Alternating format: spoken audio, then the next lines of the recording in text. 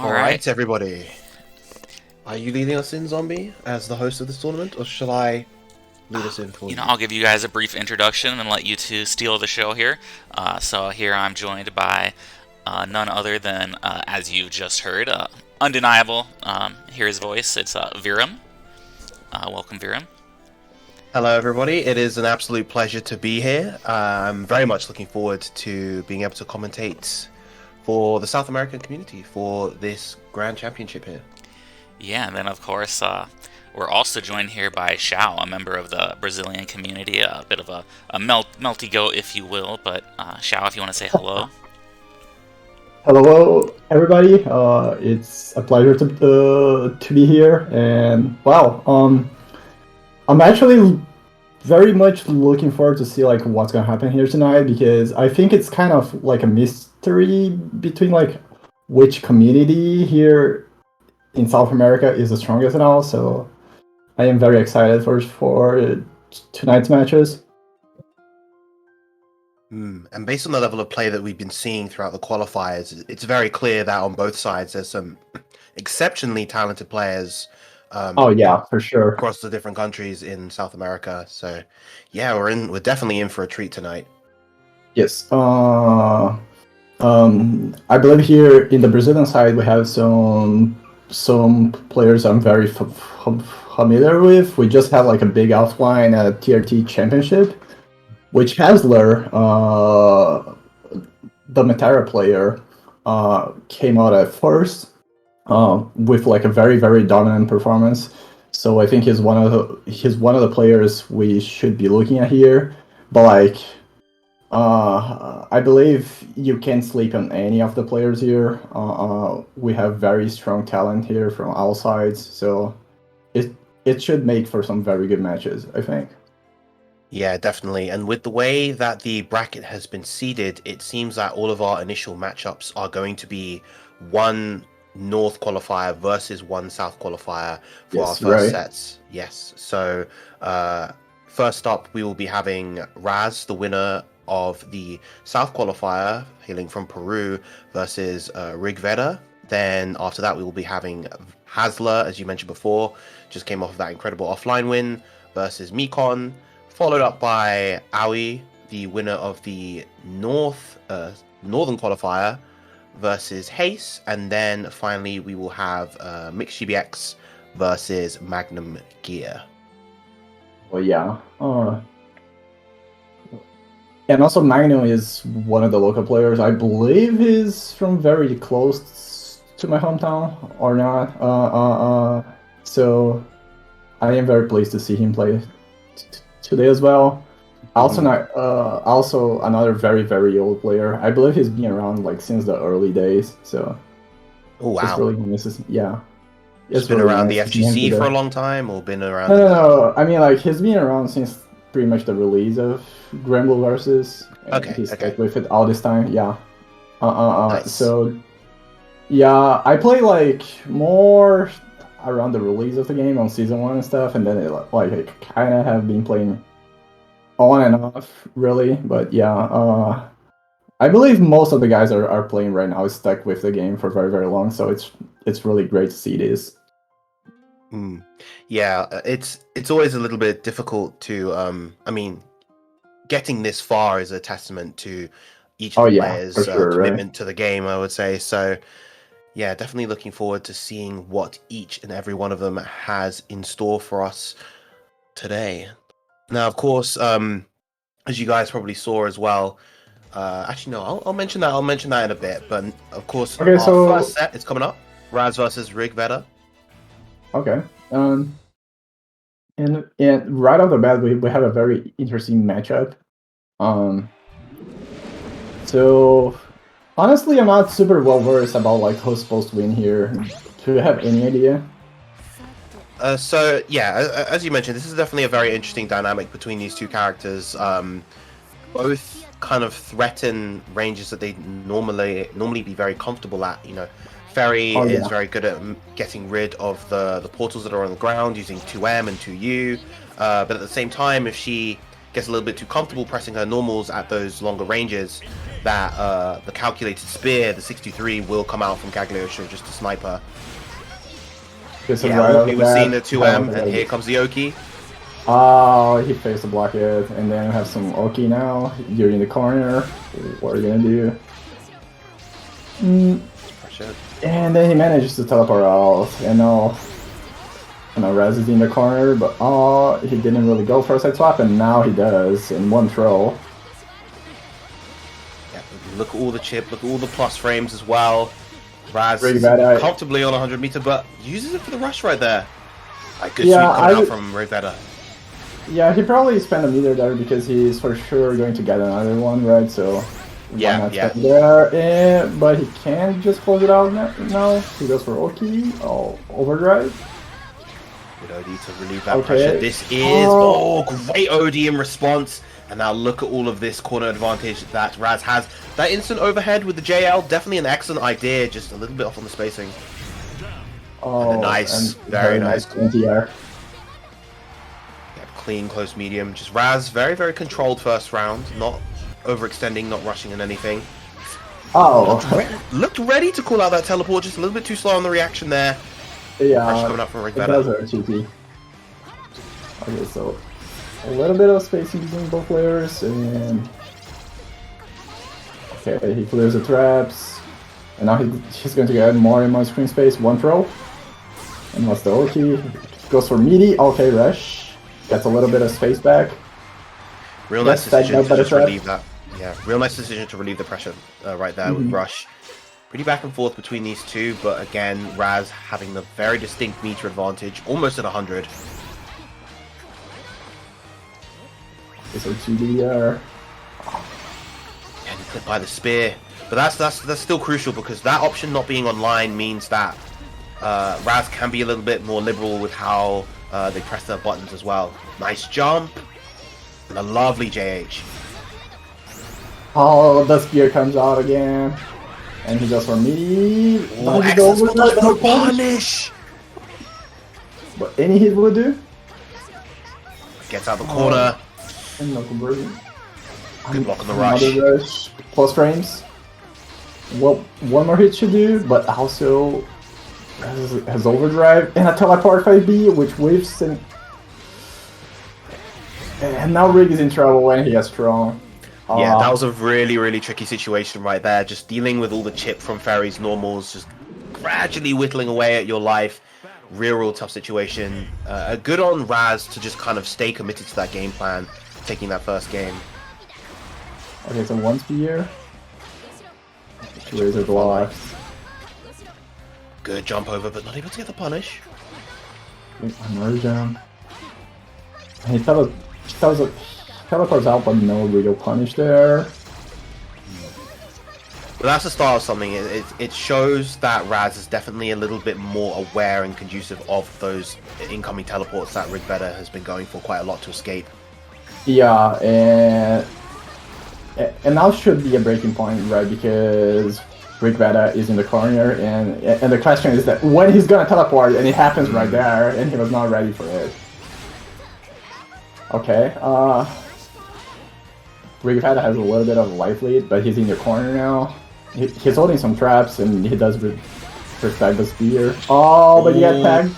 Oh, but no conversion! That could have been a lot more damage from Rigveda right there if he was able to capitalize properly. Yeah, I think he hit the 5H a bit too high, maybe, and then he wasn't sure. Once again, not the best situation to be in versus Ferry. Okay. Oh, doesn't combo into 2-on-4. That would have been it. It. And now Red has a chance here. Oh, but the very cheeky teleport again, and the teleport natural. Yeah, even though it seemed like Raz was starting to look for those teleports, they were definitely catching them off guard, particularly towards the latter part of that round. Right, GGOki instant overhead this time. First time we've seen that, I believe. And a full conversion after here. GG. And then have GG again, a nice block on the overhead, but one throw. And another throw, he was mashing rush there. Yeah, Overdrive. this is a real tough situation now. Looking like a very dominant round for Raz. Okay, Finally goes out and the this time he was teleport. ready. Yes, very, very nice. This thing is ready. Very dominant round for Raz. Well, not able to get the counter hit confirmed right there. Usually, that does confirm into the 236, but I believe it's specifically 236H. Nice sweep right there. Again, I love that Raz is kind of prioritizing stage position, just prioritizing where they need to be relative to kind of force Rigveda into the corner. Oh, and that was very fast to escape. And Rigveda makes it out, but then he's back in the corner, and that's a full conversion. Yep, okay. Great punish. And GG is an overhead. That is this it? Yeah. It is, Okay. yes. I was originally going to question the decision to not go into install right there and create the 50-50, but actually saving the meter for the Ball Super was definitely the right play there to get the KO. Now 2-0. Yeah, it was just enough. That was very strong judgment and combo there. Yeah, that's just definitely... And that right there is just kind of showing the character knowledge that Raz has for their character. Just knowing how much damage those specific ferry setups will do is so key in getting those final KOs. Okay, so it starts off on GG. He sensed that Rigveda was trying to be more respectful on run start, and then he starts with GG. And then just like this, Rigveda was in the corner for a sec, and we got a lot of scramble there, but good block on the overhead, but now you're in the corner. In the corner versus a ferry with full meter once again. Nice challenge right there. All to go for in that instance, and again, just prioritizes getting the corner. Oh, what the challenge with the heavy of all buttons! There's a lot of things happening right now. Yeah. I feel like this match has become like a lot more scrambly as the set went on. Yeah, these two are just trying to kind of ramp up the pace, and it's working so far in Raz's favor until that throw. That's going to be the conversion, but doesn't get the knockdown at the end. Still, great position for Rigveda, but the anti-air into the SSBA. And What that's a gonna be turnaround. more than enough. Yeah. And this round was a slugfest. Yeah, They both real just went at slugfest. it. Yeah.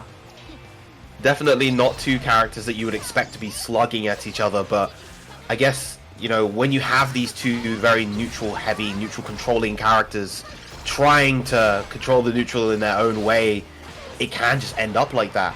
Again, great anti-air with the close medium. Most were really forceful at each other, and then have GG in one throw. That's gonna be pretty good damage. Yeah, And then- real nice to and then introduce you the have throw there. And Again, Rigveda it's just- is in trouble now. He's in trouble. Gets out with one rush. He's trying to play the projectile game, but what he really needs now is a hit. Yeah, definitely needs a solid hit and definitely needs to work their way out the corner, but again, I feel like Raz is Raz playing might be really ready for that, patient. yeah. Yeah. He's controlling this very, very well. Yeah, It's not letting out. acknowledging their lead and knowing that they don't need to overextend. There's the install. Guess twice for life, and you guessed wrong, and that is going to be the set. 3-0 to Raz. Very convincing. Yeah, I feel like even though Rigveda was getting out here and there with like a few teleport setups and stuff, Raz is like very consistent throughout the set, and like he stuck with this one game plan, and he was just working to his favor. Yeah, definitely. And as we mentioned before, I think Raz's focus on making sure that they had control of the corner, I think, was really, really important throughout that set. Just making sure that Rigveda was kind of pinned there and just allowing themselves to really take control of the set throughout that set. So, once again, great stuff to Raz, moving on to the winners' semis. And if it wasn't clear from that set, of course... Yeah, and if it wasn't clear from that set, of course, all of our sets here throughout this bracket are going to be first to 3. Double elimination as well, so Rigveda is not out the running just yet. We do have, of course, more exciting gameplay on the way. As I was going to mention before, actually, At the bottom of the screen, you can see the Matcherino. We have over $1,000 contributed from the community. Shout out to everybody who's contributed so far. Make sure to type in !Matcherino if you want to donate even further to make that pot even higher for our fantastic players here, all having done so much work to get this far in the bracket. Okay, so coming up, we should have Hessler and Miko. Oh yeah, and Yes. it's just starting. Now this So is so this is definitely a matchup that I think the Materas have had a hard time with for a while. yeah, I would go as far as saying it's like the eternal struggle ever since season 1. It's like notoriously hard matchup for her. But like we mentioned before, Hessler is he's a very, very talented player, so we cannot count him out just yet. Let's see what both of these players have in store for us. And if there's one thing that I've seen from a lot of the higher level Materas is that they are very, very good at overcoming these seemingly difficult matchups just because of the nature of Matera as a character. She can really snowball with the right level of momentum, but Mikon off to a good start. And just like that, Hessler is in the corner. Oh, to you, very important to you. Okay, but by the teleport and the throw tag, both players are just feeling each other right now. Oh, gets the counter hit on that overhead, not able to convert at that range, unfortunately.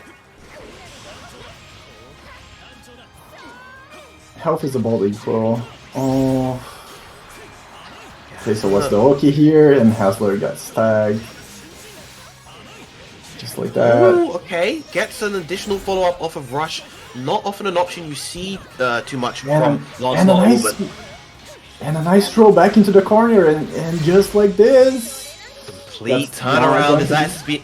No, I think that SSBA is going to be enough. The way that HP was just dropping down. Oh, God. What a turnaround from Hasler right there. It seemed like it was over for a second, and then Hessler just found a throw back into the corner, and just like that. Yeah, he's and able again, to bring it back. That's just some of the explosive power that Matera has. Once she has you in the corner, she's got that double butterfly set up. She can almost always get so much good damage if she finds the right hit. Counter on the medium. The frame trap's coming out from Mikon right now. Oh, what a check with the 2L. Okay. And Hessler finds a little bit of space, and nice anti-air, but no conversion. Yeah, just a little bit of an awkward spacing to get that combo right there, but now here comes the pressure from Matera. The double hop. Nice far heavy. And so Mikon has a pretty nice life lead right now. Oh. And Hessler is dancing around the screen. Oh, big counter hit. Okay, That should be and enough. this should be enough. And this should be enough? Yeah, okay. Full extension. That counter hit on the Turbulence. So rewarding for Lance. Always his strongest starter. Leading to the KO right there. 1 round apiece. So far, this match is very, very fast-paced. A lot of things are happening every second.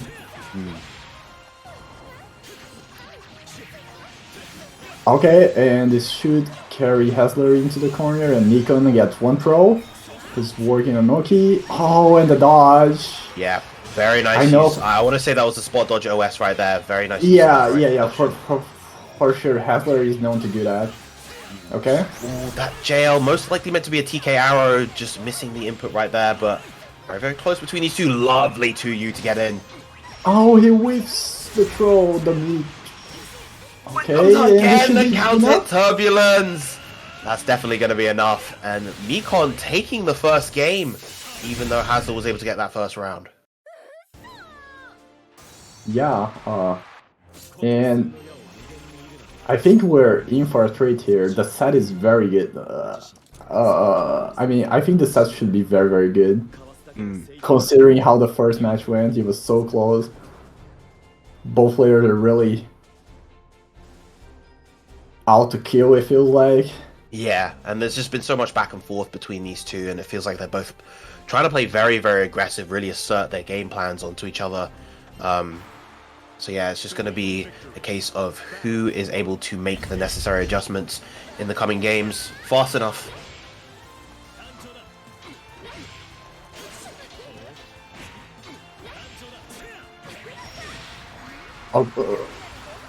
Okay, so the weak punish comes out right there. Couldn't really confirm those jabs from far, and another one of those situations that he wasn't really able to confirm off the anti-air. But yeah, he just hitting it has at some awkward ranges. Oh, very nice rush confirm. Gets the butterfly Oki, and that is a perfect from Hasler's Matera. Very dominant round. Yeah, Hasler was just running his offense, and it all worked out to his favor.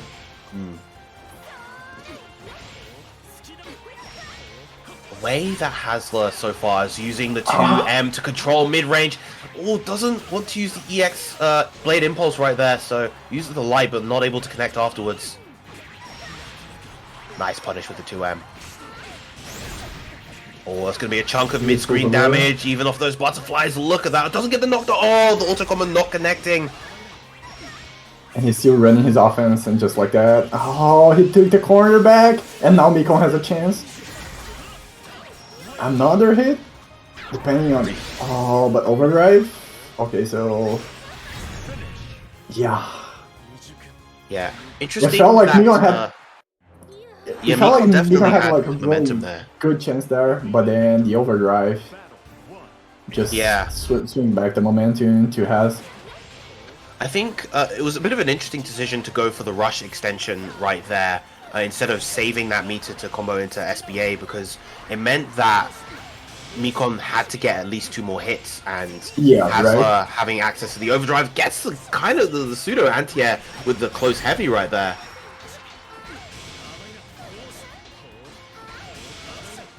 And you have to block everything. Oh, he got stuck by the empty low. Yeah, and all that chip, all that corner carry, and now, even after all that blocking, you're in the corner, you've taken a combo, and it's just a rough situation to be in. Gets the rush. Oh. Ooh.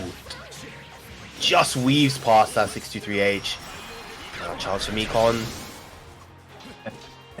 Off the overdrive. 2 hits should do it for Mikon, so it's really dangerous for Hasler right now.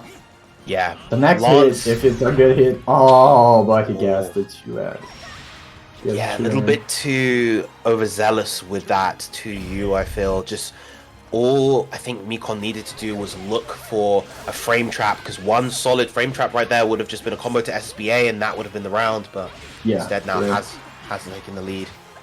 All the double overhead into the throw. Oh, he blocked the teleport, but no punish. Wow, even after all that blocking, the one opening still going to lead to all this damage. The Oki, and of course, the overhead coming out. Hasler taking it 2-1. Well, we've got at least one more game left. Taking the lead 2-1. So what's going to be the response for Mikon? Hasler already has some pressure, but he gets a 2. Okay, he has a frame trap, and just like that, Hasler is in the corner right now. But I feel like Hasler has been contesting the corner so well. Yeah, like, those 2Ms that Hasler has been using, both in neutral and on defense, have just been so crucial throughout this whole set. Complete spot dodge. That's gonna be a big punish. It should be just enough. Yeah. Yep. And now Hasler 1 round away from moving on to winners semis. So a little bit of neutral. Hasler is moving around the screen a lot, and it feels like Mikon is playing like a little more scared of all the arrows and stuff. But then he finds a confirm. Oh, good rush right there. Matera is definitely a character that, you know, when you constantly lose a lot of exchanges versus her, you know, your defense gets opened up, you lose confidence versus that character, and it just kind of snowballs throughout the set. But a great opening for Mikon right now. And double overhead. Double overhead. And another hit should do it. 1 throw. Oh, he got the hit, but Hasler was mashing all the way through. Yep. Didn't believe in that close line, unfortunately. Tries to go for the overhead setup, and now it's Hasler's turn. The overhead coming through.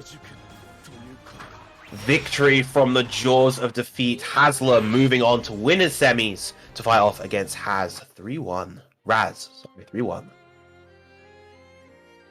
That was a great showing by both players there. It felt like Hasler was more able to snowball off his offense, while Mikon has. It seemed like Mikon had some trouble getting like through like the two ends at the right spots and stuff. But he was getting open by dash overhead, and I mean pretty much everything that Mazera can do. So yeah, definitely had a really hard time establishing what they wanted to do in neutral, just finding the ways to properly get in. Because in the instances where they were able to mount their offense, they were doing a pretty good job outside of the times where Hasler was able to challenge with 2M, and I think that's just a testament to Hasler's defense above all else. But definitely it felt like the control of neutral was in Hasler's favor. But we're jumping straight into the next set. Arc Aoi versus Hace, who we saw on interesting one. Yeah, we saw them on the Ladiva before, but now they are opting for the Luane. Interesting.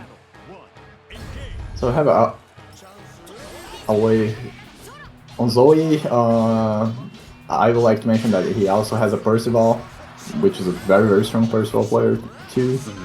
But he's opting for Zoe here. Personal to my own heart, it seems. Yeah. Percival and Zoe, big fan. Oh, lovely rush to contest the parry right there. Good that was very good. Plus frames, all these plus frames from the Dragon, the Thunder. Oh, he lets it rip but no punish, but he wins the next interaction, so... Oh, nice combo off the punches, and that slide not going to be it, not going to combo into... Oh, what a back shift in reaction to the OD right there. Dragon is back. Nice roll, though. Oh yeah, this is a checkmate situation. There's it's very really little tough. you could do. Chip point, HPA will run in towards you at the speed of sound. Real tough.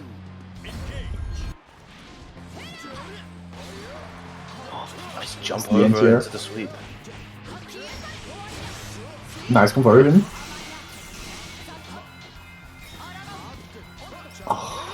This defense from Hace so far has just been so rock solid. Aoi finding it real difficult to properly break through. Goes for the reset after the anti-air, the overhead versus the throw. Hace is doing work here. I feel like the way he's played this first match has been so strong. But as I was saying that, Aoi finds a conversion and throws him into the corner. There's a parfait. Yeah. Getting that full SSBA meter. Here comes Yggdrasil, Mother Yggdrasil. Can you play the Mario Party minigame? It's going to be difficult with that little HP. Oh, you can't afford to block anymore. Yeah. Yep. Very nice game coming out from Hace. Very strong, yeah. And now it's up to Aoi to answer this. He's going to have to change how he applies his offense in particular. Just like a lot of those overheads in particular are not working for Aoi right now. I predict he's going to try to go for throws at some point because he straight up went to going for overheads like to check some throw attacks, and it's just been not working out. And just like that, was one throw, and Aoi has a healthy life lead so far. I believe Hace is looking for meter so he can do something, but now his corner, and that's one throw attack. Plus frames. Nice challenge with the sweep. Great chance to challenge right there, knowing that Zoe had no dragon meter to really extend that pressure beyond the specials. Okay, he just got some dragon meter back, and that was big opening hit. Oh, but doesn't follow up afterwards. And the OD coming out. Hey, anti-air on the aerial spinning slash.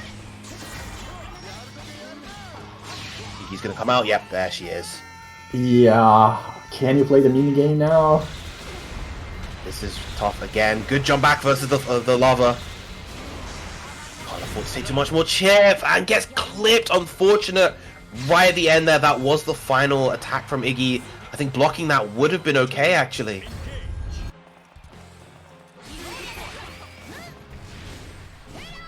Let's see what happens now.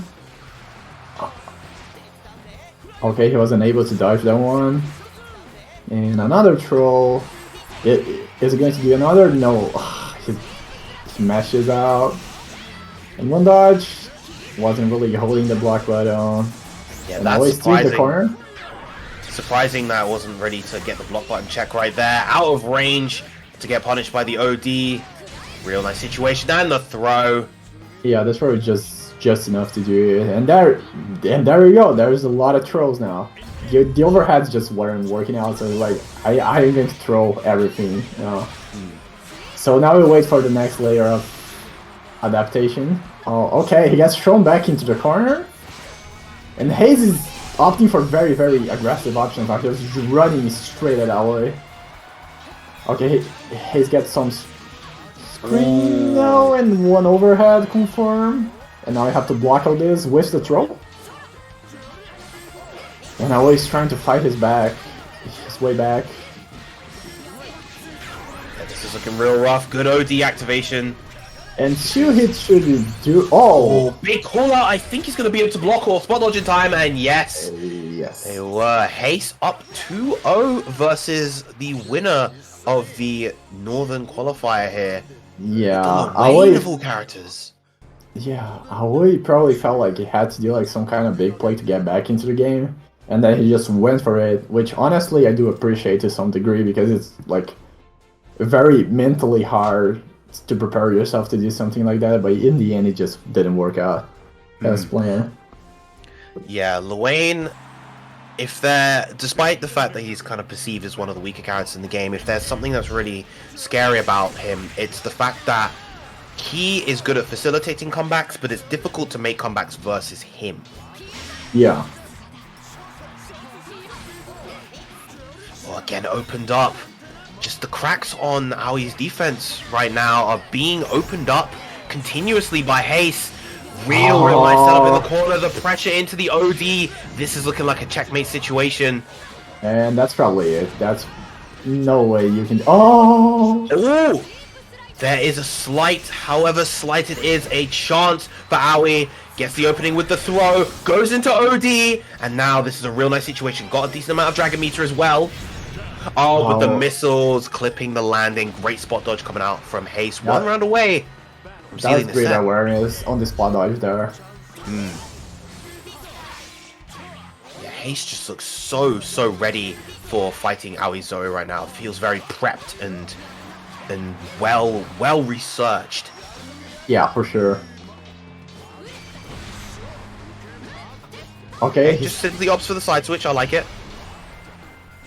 and plus frames. But Plus frames from the... Hayes' defense is so good, and just as I say that, commentators curse. But a big drop on the confirm. That should have been a hard knockdown into the area of spinning slash. Yeah, that was a huge drop. And now just like that, the problem with that is that you should not allow Wayne to come back, but because then it becomes hard for you. Like now, you're probably gonna have to eat this, and it's a checkmate situation. Oh, that is gonna do a chunk of damage. Oh no! I know. The spot dodge is just to completely avoid it. Great reaction from Haste, and that is going to be the set. A clean 3-0 in what one would argue to be an upset in this bracket. Yeah, and Hayes was very ready for everything Aoi was trying to do. I think one of the highlight points is that Hayes was committed to blocking most of the time. And I feel like that might have frustrated Aoi to some degree. Like he was going for a lot of overheads and stuff at the start, and those just didn't work out. And then the mind game changed. It's like, oh yeah, I'm gonna throw here, and a couple of throws went in, and then Hayes kind of started taking throws here and there. But in the end, I think the greatest thing here was like how prepared Hayes was for everything that Aoi was trying to do to him. Like his defense was so ready for everything, and his neutral was like, I feel like people regard Lowen as one of the weaker characters, but even then he was winning neutral like most of the time. So that was very strong showing the haze. Character definitely has tools to play specific ranges of neutral very well. Just having access to the catbot weapons, as well as of course Sammy and Tommy as good longer range projectiles. Really helpful tools in the long range game. But we're coming up with another Zoe in mixed GBX versus Magnum Gear here in our final winners quarters set. Okay, so I'm not super familiar with mixed GBX. I'm familiar with Magnum Gear. He used to play Charlotta back then. His switch his switch. I mean, it's been a while since he's switched characters, but I feel like his Narmaya is probably one of the stronger ones in the region. So it should be interesting to see how this matchup plays out. We have two Zoes, which is interesting as well.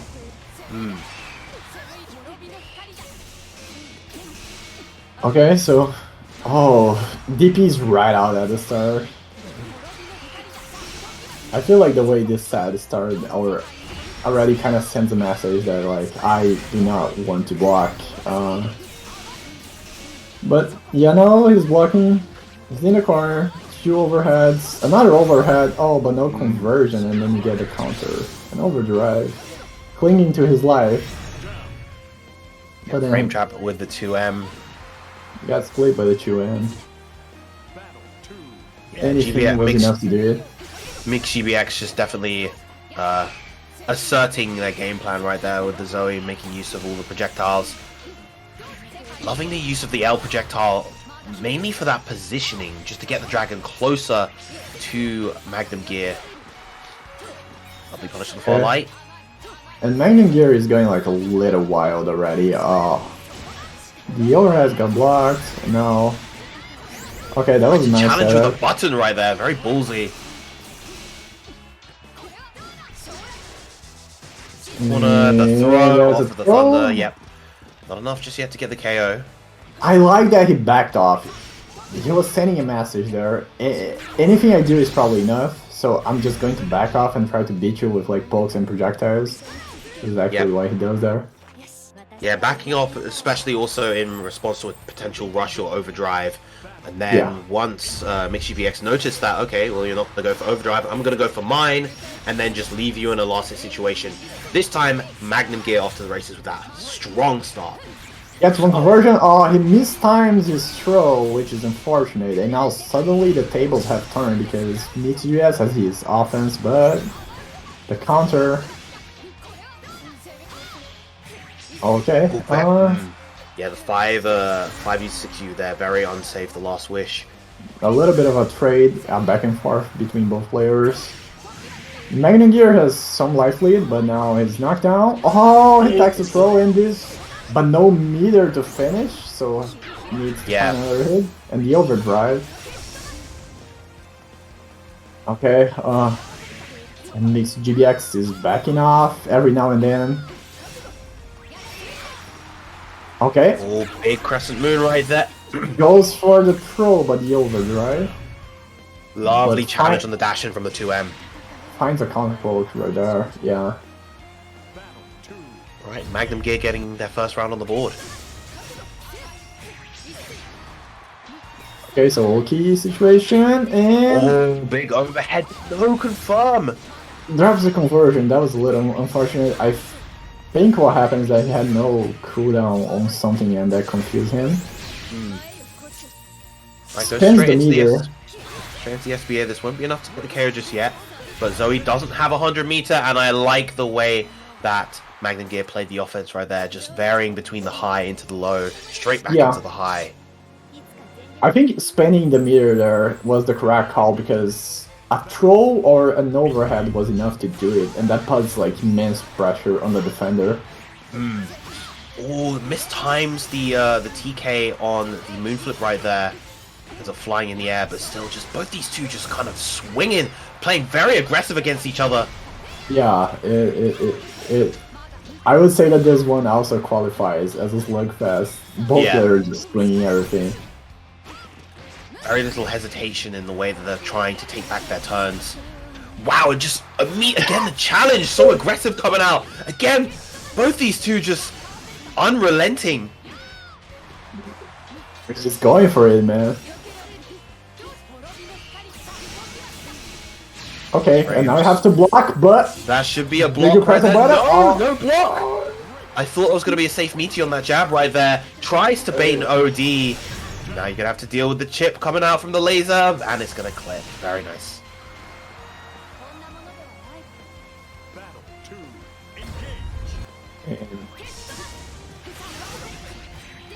oh, yeah, the way this neutral is being played is impressive to say the least. Both players are just like going at it and forcing their way through.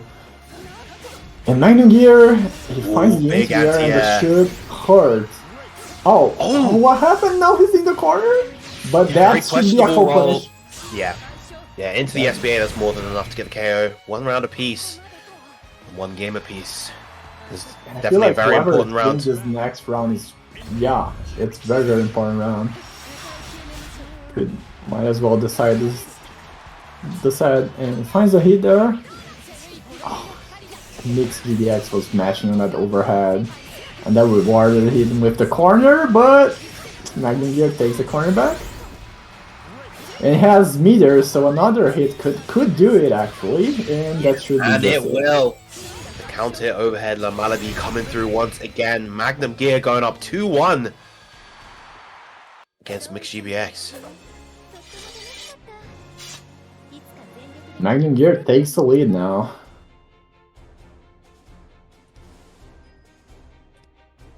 But even then, it's hard to say what's going to happen.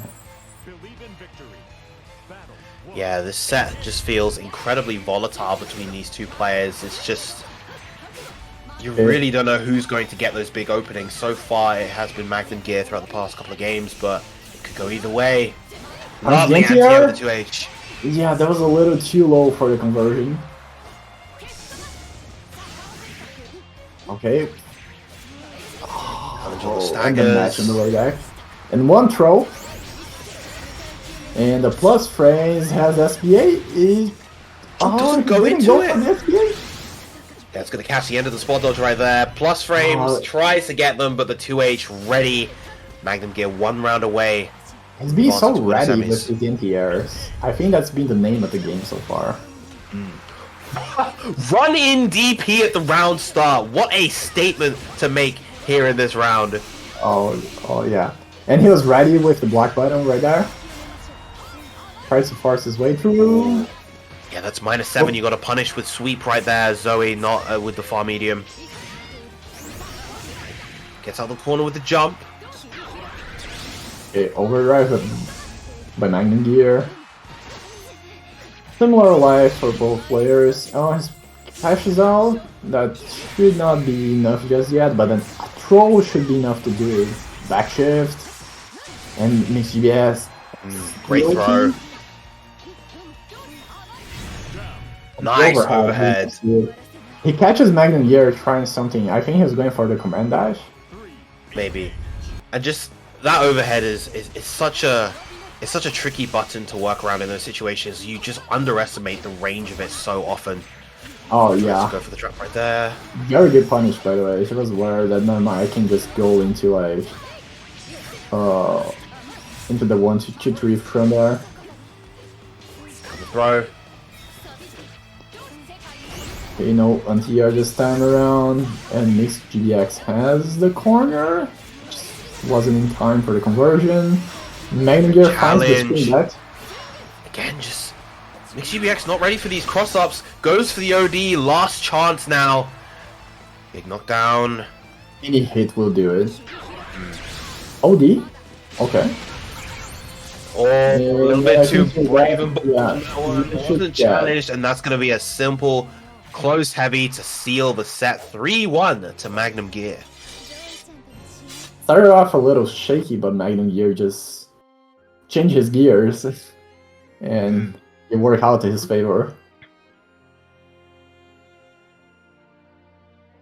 Yeah, very, very clean showing towards the latter part of that set from Magnum Gear. And just as you mentioned, it was a real slugfest for a lot of it. These two were constantly swinging in so many Yeah, situations, but in the end, it was Magnum Gear that was able to come out on top with how they were able to challenge uh, right. Mixed GBX on defense. You know it's going to be like that when the very first interaction is like, oh yeah, you may be blocked. I will DP back because I feel like that sends such a message that like Mm. I am not committed to like blocking anything. I'm just swinging here, and it was that very way from start to finish. I would say from both sides actually.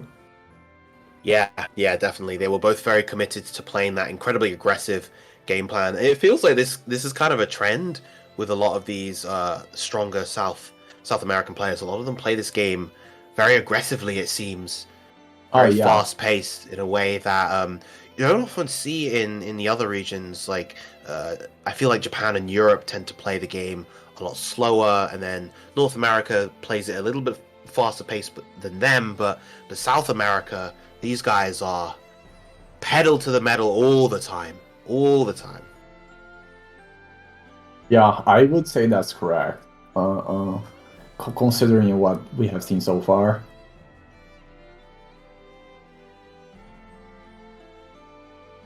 And okay, Right. so we finish the first batch of the winners matches. Yep. So now So we're we going to have, moving on to winners semis sets. Raz versus Hasler.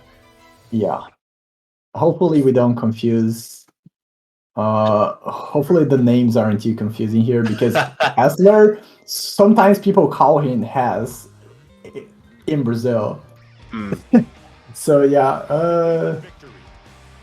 In any case, so we have Fairy and Matera, which is another very interesting matchup. Yeah, so this matchup has kind of been, from what I can tell from both the Fairies and Materas, has kind of been flipped on its head since Season 1. This used to be among Matera's hardest matchups, and now it's among one of Fairies just because of the way both of these characters have changed and the way that the system mechanics have changed for them. It's definitely Right. really, really interesting. Yeah, uh, I feel like Matera has such a such a strong offense, and Fairy's DP isn't actually that fast, so I feel like a lot of those hop setups can end up being safe just for the nature of how slow Fairy's DP is as well. Stuff like that, the fact that the hop Yeah, navigates those normals incredibly well in this version of the right. game, and just the general. Just outside of that DP, Fairy's defensive options are pretty limited. She doesn't have the best buttons to press. A lot of her buttons are pretty slow, so she can struggle Right. in that sense as well. And as we were talking, Hessler found his way through a big life lead so far, and it wasn't even through pure offense. It was mostly just neutral and very patient zoning. Oh, good opening with the auto combo right there.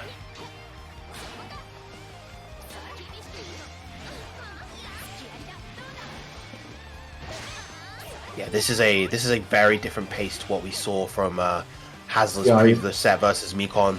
Definitely more willing to just kind of play this a lot slower than before. yeah, it's a lot slower. That there's a lot of blocking. Especially as you Both mentioned players are before. just oh, Yeah, uh, especially as you mentioned before, just the way that Haz is playing, just not committing while they have this lead, not overextending at all, just making sure that they get those chunks of chip damage, get those hits where they can after setting up the butterflies and getting the round in a very dominant but slow fashion. yeah, right. He played this whole match very slowly, and when it was the right time to go in, he went in and got the overhead. It was a great showing so far.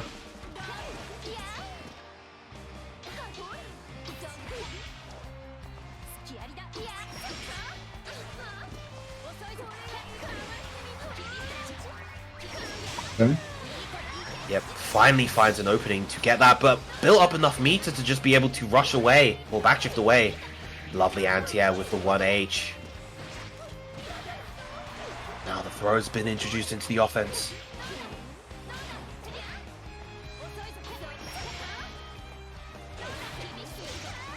And just trying to avoid committing too hard. Lovely JL, and now finally Raz getting a real opening. Nice catch on the backshift.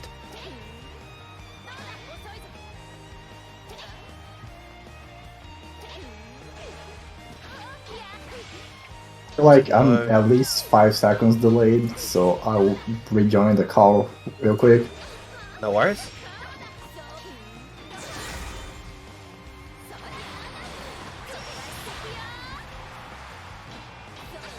Neither at 100 meters so far, but Raz almost there, finally hits it.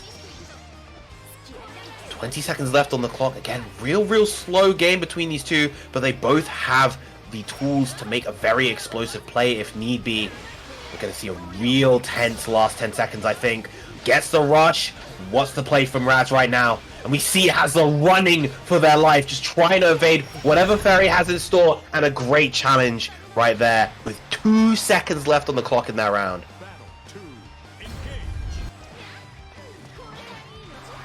Okay, so he finds the sweep there. Oh, and a nice block on the DP, and that's going to hurt.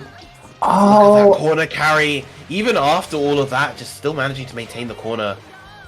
Or just a little bit too early on that 1H. That would have sniped that swing out the air otherwise, but just aggressively challenging back with that rush.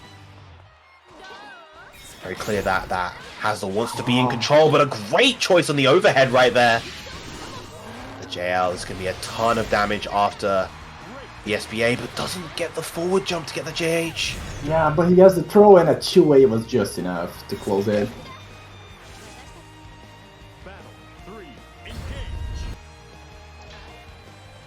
Right, Raz finally getting around on the board.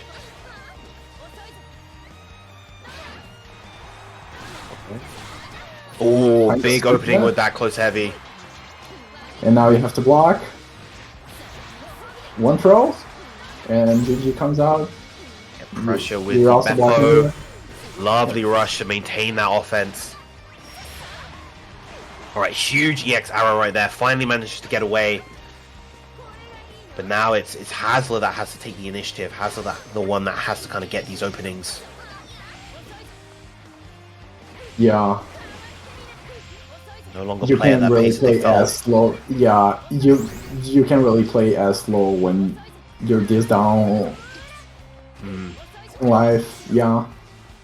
Okay, very Okay. important block on the 236H right Very there. You can important. now continue this full screen game. He went for...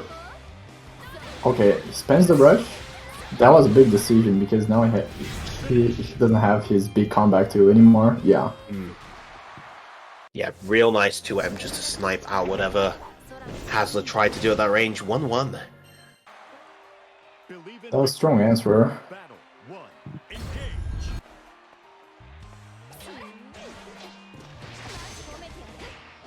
A good technical Okay, so- throw and a good check with the 2L. Overhead again. That's twice we've seen that that overhead come out, the universal overhead come out there, and then go. And Raz goes for the JL. This time Hazler going for the overhead. That's the throw Oh. bait. He finds a cross up there. Now I have to block. Oh yeah, that should be enough. y- Straight into the that should be SBA. enough. Yeah, suddenly it feels like both of these players have kicked it up a notch. They're both playing at a bit more of a faster, aggressive pace than they were before. Yeah, maybe they were just kind of feeling each other at the start, and now like it's the time to go ham. Yeah.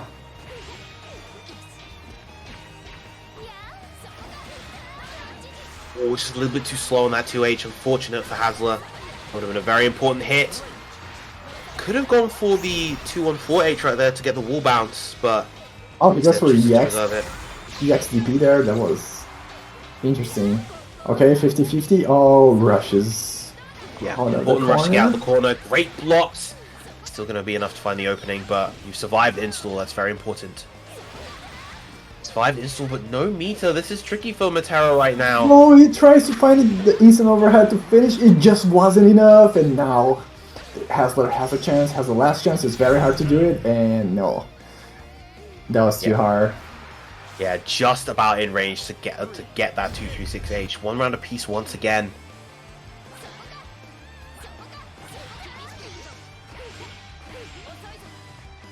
Okay, and here we are back to the control neutral.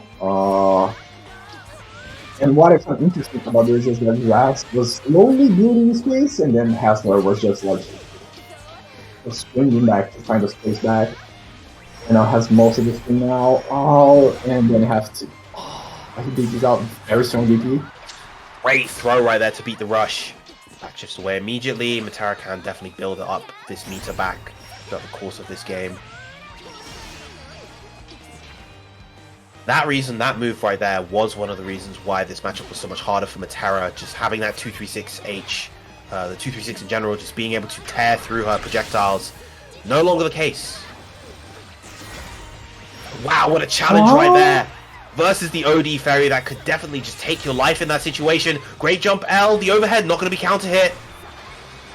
Real scary. I know a rush is going to come out from Hasler real soon. Just looking for the moment to just be able to get almost that in chip range. It's almost in chip range. Oh, actually, no. The rush may not come out. The OD may come out instead. No, neither are going to come out. And Raz taking game 3. 2-1 so far. One more game and he'll be advancing into winners finals. After that very dominant first match, Raz is just clawing his way back. Okay. Very nice instant overhead. EXGG into the throw. Yep. We've seen that once before from Raz, but the challenge on the 2L. Not very fast run speed, so not able to get there in time. Lovely tackle on the throw.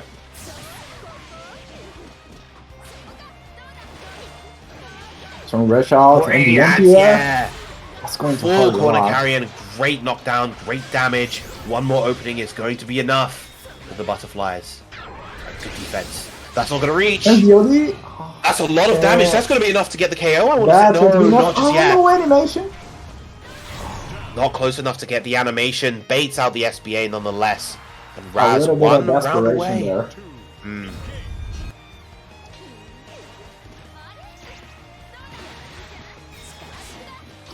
Good block on the overhead.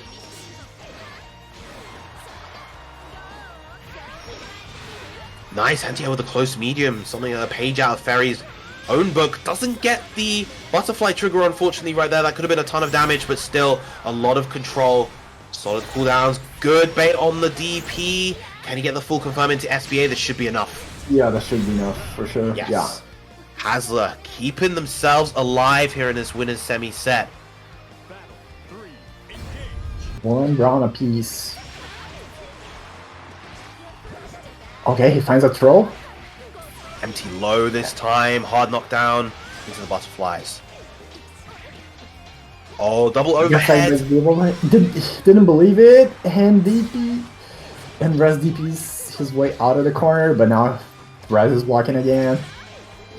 Very nice dash to find some space, but now Raz is stuck blocking in the corner. He has the DP back, but he's not swinging. Yeah, very wide swing here.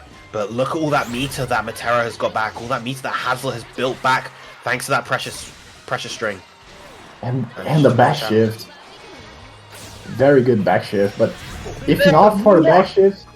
Wow, yeah. What a hop away to make that rush whiff and get the punish. What a superb play by Hasler, keeping themselves alive in the set.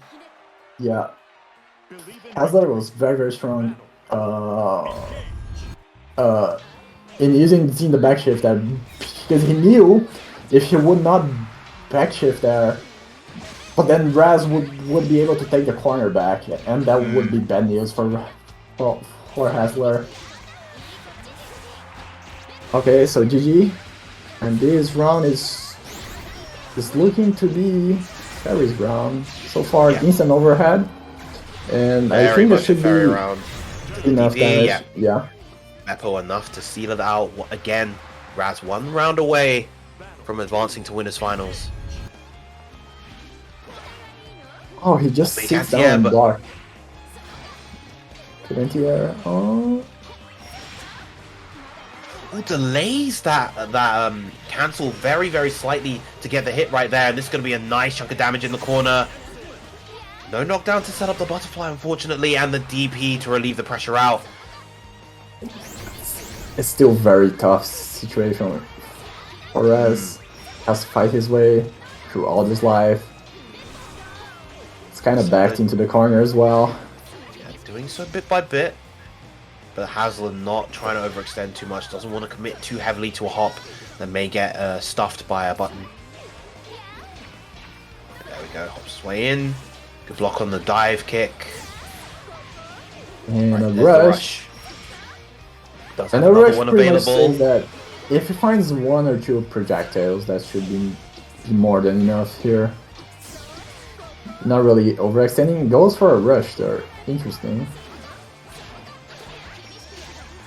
Oh, big hit right and there. there's the chance.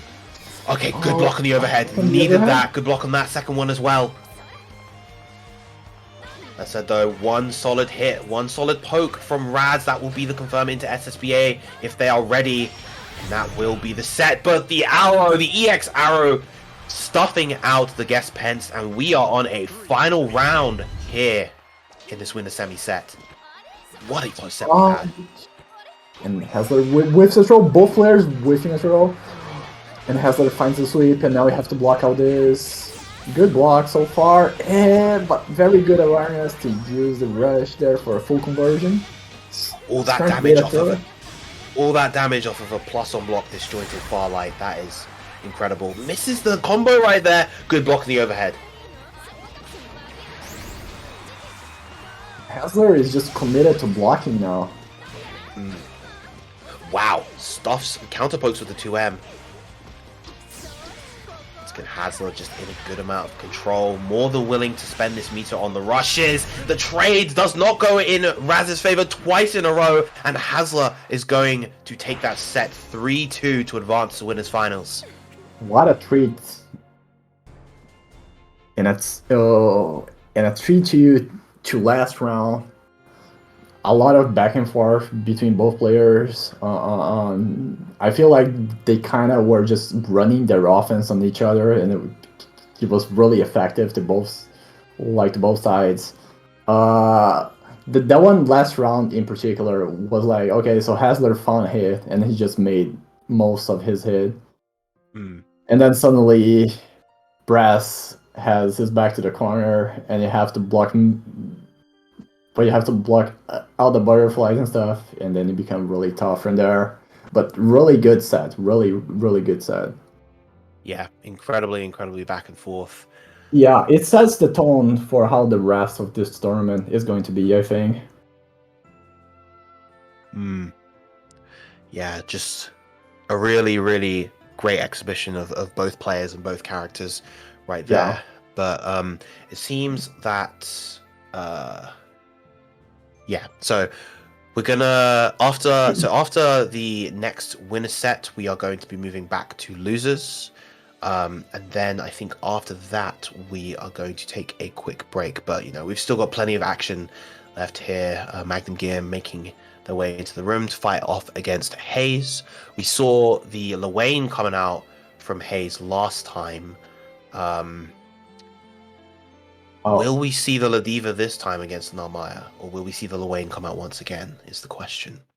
Yeah, I mean, the Luane came out really strong.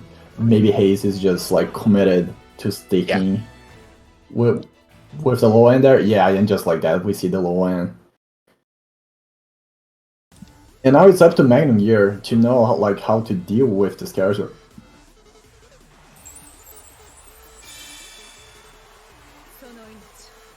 Because, like, I think it's fair to say that while Luane is considered not to be really that strong of a character, you can safely say that Luane is a matchup check. If you don't know how to fight him at this point in the game, you are going to get crushed. So that's one. I would say that's one of probably one of the main points here is that is Magnum Gear able to fight Wang or not? So, and I think the set is already starting with like the very fast-paced start we have seen from Magnum Gear. We have seen plenty of good defense from Hayes, and Magnum Gear is just like kind of like the explosive style. He just dashes into your face and forces his way through. 2 throws. Hayes that I would say that. Oh, okay. So Hayes spins a meter there. The overdrive, but you get punished for the overdrive. Yeah. Yeah, the defense against HPA in general is to try to spot dodge and react to the hits, but it can be quite tricky sometimes. Yeah. Got a count hit on the close heavy, not able to combo into the light catbot punches. That's able on that, goes for the throw. Nice spot dodge. That's something that we were not seeing from Aoi in the previous set. We were not seeing the spot dodges versus that parry. You can spot dodge if you do a light on the parry. Lovely 2H. Okay, so override block there. Pretty good life lead. Oh yeah, and this is kind of hard to deal with now. Like, what are you going to do? Yeah, you're going to get clipped in midair. You can't afford to jump too much versus that HPA either. Just a good couple of moves that anti-air, both the light and the medium, I believe, work well as not the light, the medium and the heavy work well to anti-air. Okay, so we have the throw. Big opening. Oh, he finds another opening. Nice empty low. Not just enough to kill, nothing on the meter there, but the throw was just enough. Yeah, and like I feel like it's even hard to commentate this match because things are going on like so quickly. Like we say 2 things and the round is already over. Okay, so we have a lot of throws from Magnum Gear. I think he's going for a lot of throws, especially because he's wary of the parry.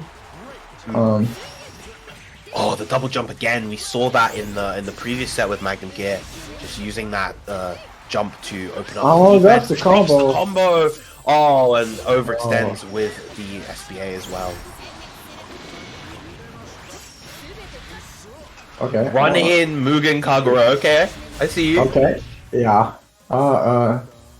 It's not the first time he's done that, so I can't really say I'm surprised at this point. But it's working. What can I say? Yep. It's 2 out of 2 on those. Yeah, he's super cool. Yep. Can't really fault them there. Alright, nice the RPS DP. Oh, the good fuzzy mash coming out from Haste, just a challenge in the corner. Setsuna, the cross up with the Kyokuzugetsu. Doesn't really have that corner carry tool available. Okay, close frames, and immediately the throw finds a counter hit. That should be enough. Yeah. Oh, definitely. More than doesn't enough. Doesn't even need the spinny spin after the SBA. Just keep it simple. Just went it straight into the SBA. Yeah. Nice DP on the cancel. Again, DPing the cancel. And the throw. And the throw on the parry. Unfortunate right there. Once again, missing the TK on that.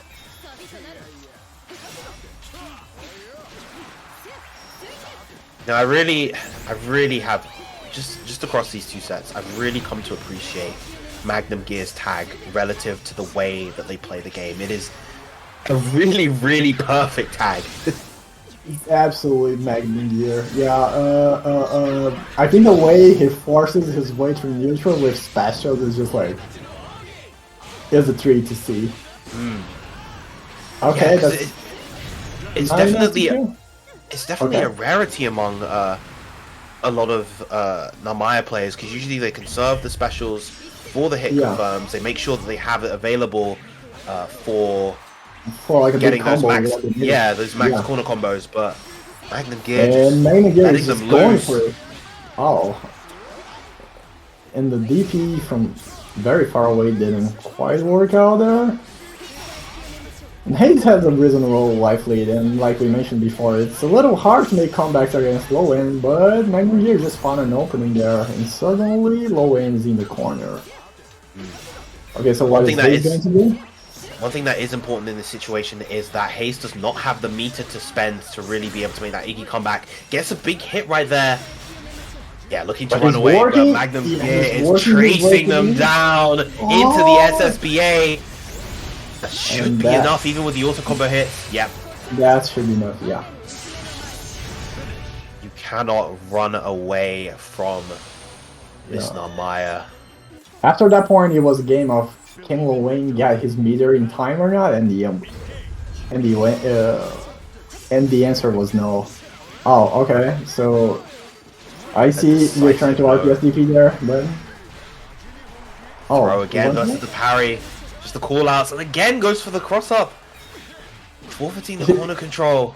Yeah, and Magnum here is just like throwing a statement there. I don't even need the corner. I just want this hit. And EX DP spent. Okay, he takes the corner back. Spending everything. So again, just forfeit stage positioning to try to get that hit, but right, here comes the overdrive. An overdrive, and now it's really tough. Yeah, it's really tough. Yeah, that I want to say that jump light was. I'm not even sure if it was a misinput there, maybe for a light moon flip, but definitely not the correct play to go for in that situation. He's trying to force his way through again. Finds a cross up there. Oh, dashes in full screen and throws. He's ready with the attack. I feel like at this point Hayes must be kind of confused a little bit with Magnum Gear's style. Yeah, this SBA after the auto combo is not going to be enough. One more hit. Yeah. I feel like the OD is coming. Oh no, just straight into Iggy. This is a desperation Iggy. I think even if it does a lot of damage, you're still in a really bad spot. Like, yeah, Magnum Gear could afford to take all of that chip. I mean, look at that. That's... Oh, forces his way through again with command that EX command dash. We got no time for neutral here. We are going straight in. Walking overheads. Plus frames. Crescent Moon. Yep, that's going to be a solid opening. Okay. Finally finds a parry, Hayes. Should get Somoki here. Oh, Rush beating out the EX. But the rush coming through and a parry. No, you're in the corner, no DP for you, and that should be a lot of damage, but drops the conversion, finds a frame trap though, and an overhead. Magnum Gear steals the corner now. Overhead on the rush, but the rush is invulnerable, and then he gets the air unblockable right there. Yeah, that OD was executed a little bit too early. If it was a touch later, I think it would have been able to beat the rush in that situation, but... Yeah, I think so. And 2 apiece. Another Game 5 winner semis. Granted, a very different style and pace of winner semis comparative to our previous one, but Game 5 nonetheless. Hayes off to a strong start. Oh, okay, and the dodge comes through. And Magnum Gear is working a little more on his corner control now. He's not really letting go of his corner. Just find a hit. Okay, Hayes finds the matchback. Should be a punish. Yeah, but not a very, very big one. That's going to be a big hit now. I think that might be enough to get the KO if he can combo out of this. Yep, there it is. Ill-advised throw tech attempt going to lead to Magnum Gear's demise. One round away is Hayes from taking the set, moving on to winners finals. It's a good tag on the throw. Clawing his way back to mid-screen, but quickly... and suddenly Magnum Gear now is in the corner because Hayes finds a good throw. Okay, but people are just killing each other's corners. And... So much back and forth between these two. That was meant to be a moon, a crescent moon right there. Oh, the DP. The Wayne doesn't have the firepower to be able to get the immediate KO right there. If Lowen gets the meter, it's going to be bad news. So, and there you have it. Lowen has full meter. I think you just do it. Yeah. Yeah. I was gonna say, like, you already saw that Magnum Gear didn't defend very well against Iggy beforehand, so... It's just walking towards Magnum Gear. Oh, hang on. A good dodge! Wow! He survived Iggy! But goes straight into the missiles afterwards. A little bit of an overextension trying to get his way in. And Haste taking it 3-2. Very, very interesting set.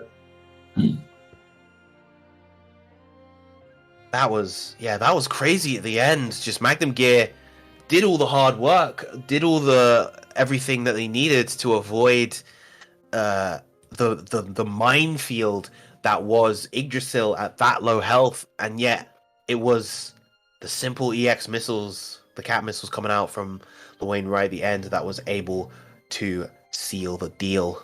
Yeah, maybe he ran out of patience a little bit here and there and was like, oh yeah, so Iggy's over, and now and maybe he thought to himself, okay, so now is the time to go in, and he got clipped by the missiles. Either way, that was very entertaining set, and now we should have some sets from losers, right? Yes. Next up, we're gonna have Rig Veda versus Mikon, but for that, real quick, shout outs to everybody who's donated to the Match Arena so far. We've now hit $1,100. Big ups to everybody. Let's see if we can push this even further before the end of the tournament. You guys have been absolutely stellar so far. Thank you so much, everyone. Yeah. It's been a blast so far too. Yeah, first loser set of the day. Loser of this set will be eliminated from the tournament.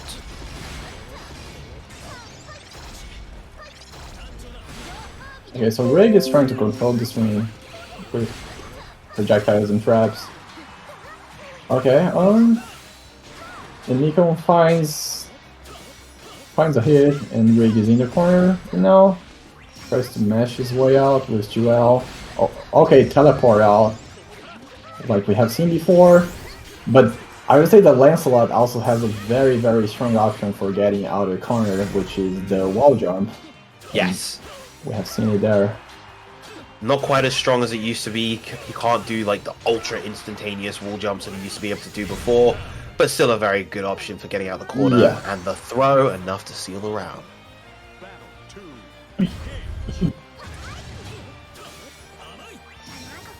A very dominant round from Nico.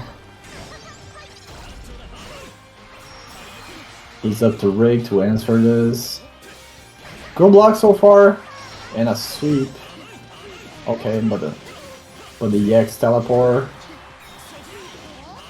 Oh, They count it overhead. It's gonna be a good chunk of damage in the corner into the looping pressure. No, goes for the overhead there. Doesn't set up for the EX fireball. Yeah, maybe he was trying to go for some meaty overhead with a conversion there. I'm not sure. Well, that's a big hit for Cagliostro right there, getting all that damage in the corner control. I like the decision there to block the, to jump up and block the portal. Yeah. I think Rig had it, and he dropped a couple there. Oh! Is that safe? Yes, it is. Yes, it is safe. Yeah, Right. Rig found a 2L that he would, if he believed in it, he wouldn't be able to convert it into 5L and 214H, but he didn't believe it, so Mikon was able to steal the turn back and just take the round. Okay, and quickly like that, I would say Mikon has a round. 1-2, dodge. All these clashes and the dodges coming out from both players. Right, finally, Ringleader getting the challenge, but still stuck in the corner. Yeah. Okay. And Nikon was getting a little too overzealous with the overhead there, and Rig had the right interruption. No conversion there on the jumping. Wow, that 2U low profile the Cagliostro Rock. Are you kidding me? Yeah. Not enough to kill you just yet. But now you're in chip range. Yeah, and Lance can steal these rounds away. Just a little bit too, not quite close enough right there to get the full low profile that time. Kind of getting around on the board. Yeah, they're going to be looking for that spear. Lovely use of the Alexandria, just an option to change things up.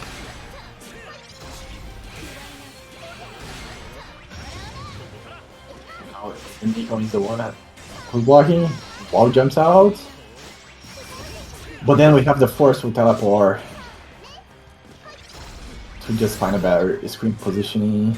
The Axis Spear is spent, so now's the chance. But the overdrive, and now Rig is in a very good position. Oh, getting cheeky with the teleport. I see you. You thought I would sit down just because I got my 2 portals set up? No siree. Right, this time Mekon coming through with the overdrive into this is the dangerous. Max is going to do it. Oh, and the 5H connecting. and the second hit of the 5H did not connect there. I don't think I've ever seen that happen before, but the overhead not going to be enough. But the Stag is able to do it. And it looked like Rig was just going to take this match, but Mekon finds a series of hits and is just able to equalize the round count. And now he has the corner positioning and a full conversion that he happens to drop. But still, Getting the frame traps, chipping away slowly and steadily at Rigveda's life. Very nice sweep. okay, that was a nice roll, but no conversion on the trap.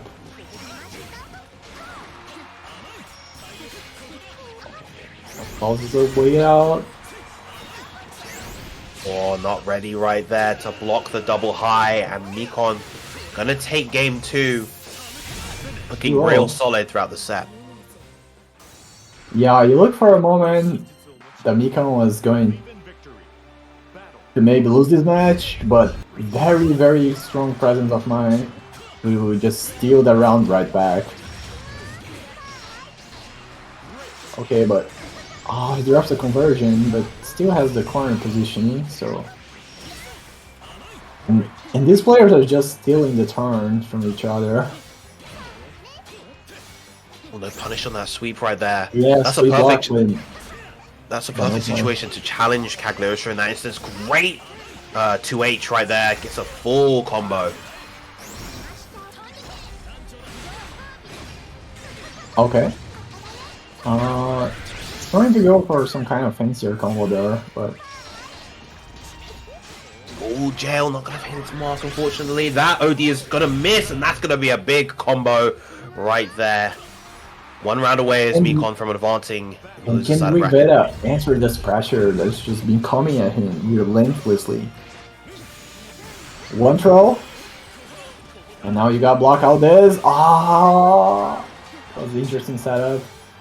Fortunately, didn't work out. Finds a frame trap, but didn't believe it, and now gets the counter hit overhead and goes straight into the SBA. I think that leaves Rig into throw range, so a throw is enough to do it.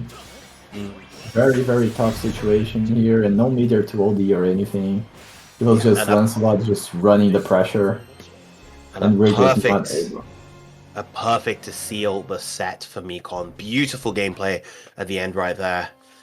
They'll be advancing on to the losers quarters, but nonetheless a great showing from Rigveda, bowing out, I believe, at 7th place here in the South American Grand Blue Fantasy Versus Championship.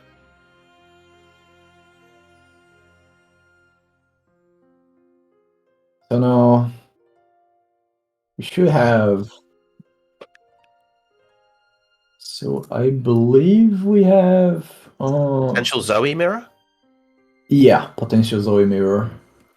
I'm not sure if I will likes the mirror or not. I guess it's up to Ali to indulge in the mirror or not. Yeah, see if he's going to go for the mirror or go Percy in response to Zoe. Zoe versus Zoe. Oh, they're going for the mirror.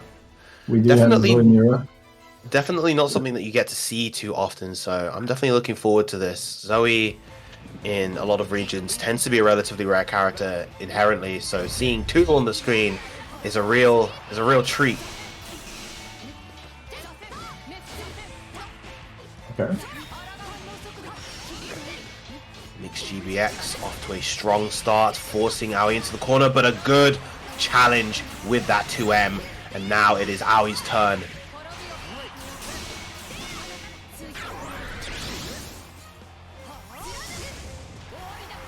A overdrive is on the board. Mixed GBX does have Dragon Meter, meanwhile Aoi doesn't. Oh, that's going to hurt. Yeah, that's gonna be a solid chunk of damage. A little bit of Dragon Meter for one more mix. Gotta watch out for the overhead. Yes, there it is. Good spot dodge. Again. Oh my god, the flash! Oh!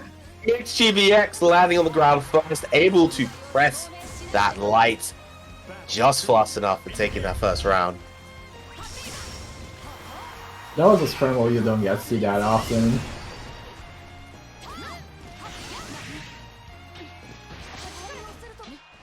The throw. Good challenge on the overhead this time. Not gonna allow a mixed GBX to just do what they want to do.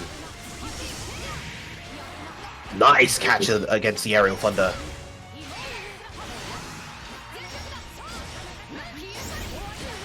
Just the Okay. proficiency both of these two have with this character is beautiful to watch. Just the awareness that they have of whether they can find the openings, when they can challenge, both playing defense very aggressively.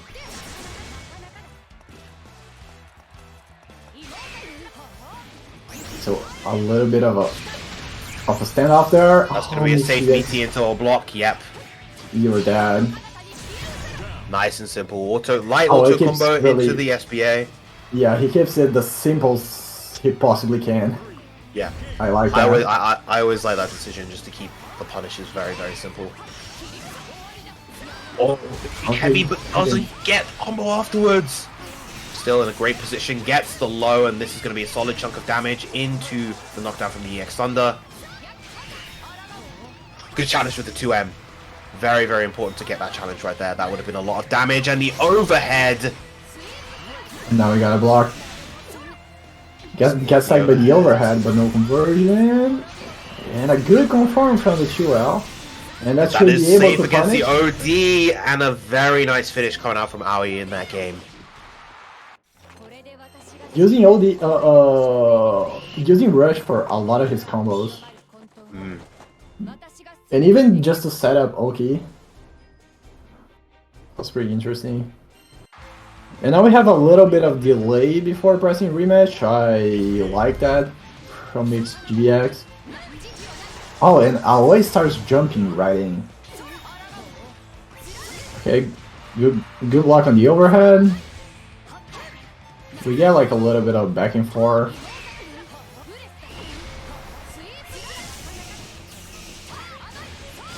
Nice challenge, Yeah. seeing that run in and just knowing that he was in a safe position to press the far medium there. Yeah. Nice water trap with the last wish there, get a nice chunk of Dragon Meter back as well. Nice anti-air on the aerial thunder. Nice into Staggers, no Dragon Meter left for Aoi. Still gets an opening, but doesn't get the final blow into the light. There we go. Oh, 2L, very 2M good confirm. into the Gamma Ray, enough to take the round. that was a good confirm. Very solid. Yeah, that only works on crouching counter, I believe. Yeah. The link from 2L to 2M. So very, very nice reaction right there. Ooh. Good block on the overhead. This time, Mixed GBX off to a real solid start to this round. Just applying all this pressure, gets the medium dragon. That's going to be a lightning fast perfect. Yeah, that's a Lightning lot of Belt, damage whenever that ends up hitting. Mm-hmm. Battle 3, engage.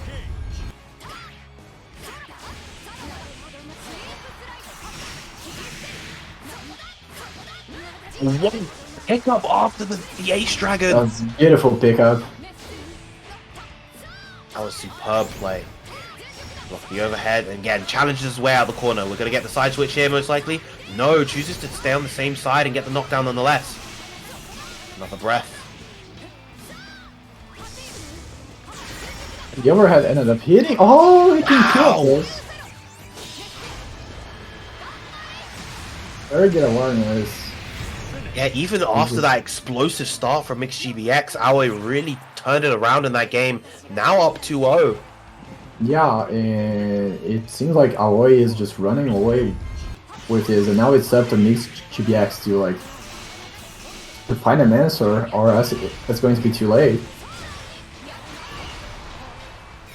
Get the plus frames from the Flame. Nice challenge with the sweep. Good Oh, spot dodge and gets a punish as well. and the side switch. All the clashes. Nice awareness with the rush. Tries to Almost get a gets the peek at combo. there. Oh gosh, this character is so cool. And the end Santiago here got coming Dragon through. Meter And back. now you have to block out this. It's really tough. Yeah. Almost chip range, but has meter for OD. And there it Okay. is. And there's the OD. Oh, but the L Dragon soaring its way in, taking the round, and Aoi now 1 round away from advancing. Making use of his last breath of Dragon Meteor to just seal the round.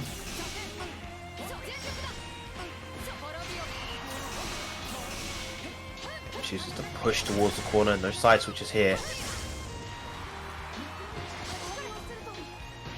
Tech. Throw darts, two Again. throw darts. This time the And challenge. This time the challenge Big came through. overheads. No And dragon, maybe so gonna have to use the thunder for the meaty. Another hit can challenge. be enough for Aoi.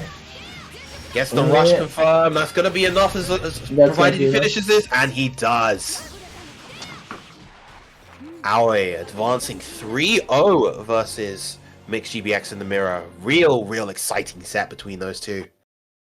Yeah, I really like the way Aoi was using his rushes. I think that came out as a differential between both players. You didn't really see that many rushes from Mixed GBX, but Aoi was like actively using them, like whatever he could possibly find a rush here and there. Yeah, making sure to use the rush both in neutral and within the combos just to get that additional corner carry. Of course, right at the end, we saw there the usage of the rush was able to get that corner extension and allow for the KO right at the end. So, again, our Northern Qualifier champion, Aoi, advancing in the loser side of the bracket. But I think at this point we're going to be taking a small. Oh no! Our players had different ideas. We're just gonna jump straight into things. Okay. Losers quarters between Magnum Gear and Mekon. No breaks. 2 more matches and then our next break. We will take our break once the top 4 players have been decided. These two off to the races.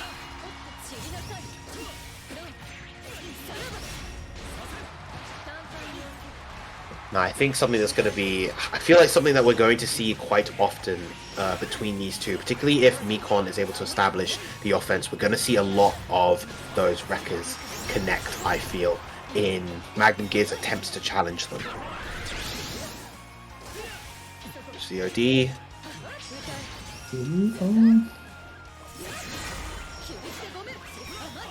Okay, plus... Oh, the way that overhead hit. The overhead behind. Now OD only has 1 hit remaining. It gets first hit. There it is. And no more OD. And that Yep, should and be then- just enough to kill. Nice That's simple very finish coming out simple. from Magnum Gear. Battle 2, engage. Okay, so... Challenge, yep. sweep. Wake up DP. Yeah, and then Oh, but he does it again. And Mikon was just ready for the first one. I wonder if Mikon was like paying attention to the string and the way Magnum Gear has been playing. Nice, use the crescent moon to get the side switch right there. And the teleport out. Good blocks. Was definitely holding that block button right there. Yep. And Magnum Gear forcing his way through just again. Oh! And the side switch, if he didn't cross through there, that would have been the game for Magnum Gear. That Now, would be, giving Mikon a chance to potentially make this comeback. Good block so far, and the throw, there we go. OD is going to come out, yep, there it is. Mikon probably going to answer in kind fairly soon, there it is. Now we have both players on equal standing, but Magnum Gear just finds that command dash. Again, forcing his way through with specials.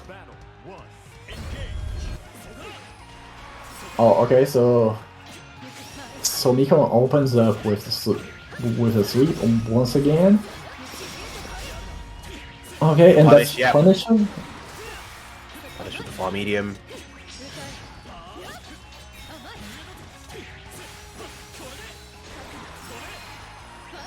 And Wow, what an when anti. we see Magnum Gear on the screen, we see like a really fast-paced match and challenges.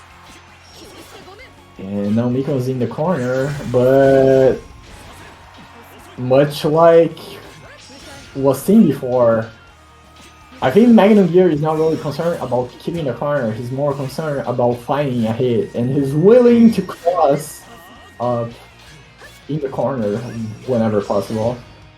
We've seen so much spot dodge on defense from these two. They're just constantly trying to throw it out to create whiff situations. Okay, so the Chiyu and one confirm, it's not enough to kill just yet. And Mikon realizes that. One throw and any hit should do now. No, didn't commit to any button. That's going to be an easy punish after the SSBA. Yeah. Mikon getting around. Battle 2. Engage. So Mikon answering back, finds a cross up. Okay, but Magnum Gear is now carrying Mikon into the corner. Oh, good challenge there. No Doesn't punish? get the punish, but still good position for Mikon and the immediate side switch from the Crescent Moon. What an Good anti-air, anti-air. but doesn't get the pickup. That was so unfortunate. That could have been it. But the crossover, we've seen it time and time again coming out from Magnum Gear. The crossover EX triple slashes. And that was the time to do it. He just needed one last hit, and that was one surefire way almost to just do it. Okay, so Mikon has a corner, one throw. What's he gonna do now? And Magnum Gear answers back with the EX DP. Rushes Panther, and the anti-air was not a counter hit, so no conversion. Okay, and a lot of... And the Crossing Moon was able to steal the corner one time and time again. Follow up after the EX Blade Impulse. Is he going to cash out with SBA? No, just chooses to get the knockdown into the EX Fireball. What that will be? Quite ready. Challenges there with the medium of all buttons. I think at that range it was a plus on the medium Blade Impulse, and this is a real hard round for Magnum Gear to win. But you know if he's going to do it, he's going to do it aggressively. But it's not enough. And Mikon taking his first game of the set, 1-1. Believe in victory. Battle 1. Engage. I feel like the sweep has been so useful for Mikon so far. A lot of his offenses have started off that. But just like that, Magnum Gear takes the turn back. Mikon is able Nice to use of the carry. Magnum. Oh, but the immediate Yeah, OD just wanting to start that offense off again. Doesn't want to deal with any of that. And now Magnum Gear has a meter, so it's up to Magnum Gear to either choose to conserve it, to try and find an OD. Any hit we should do because it has SBA. Oh, but Mikon doesn't have meter anymore. His OD has run out. And the OD from Magnum Gear comes through now. Not going to deal with that frame trap, just straight for the OD. Very More tense for hits. both players, and the punish comes through. Good block. All the situations to go for the block right there. Very nice on Mekon, on Magnum Gear, excuse me, to choose that one. The overhead, yes, blocked, but guess what?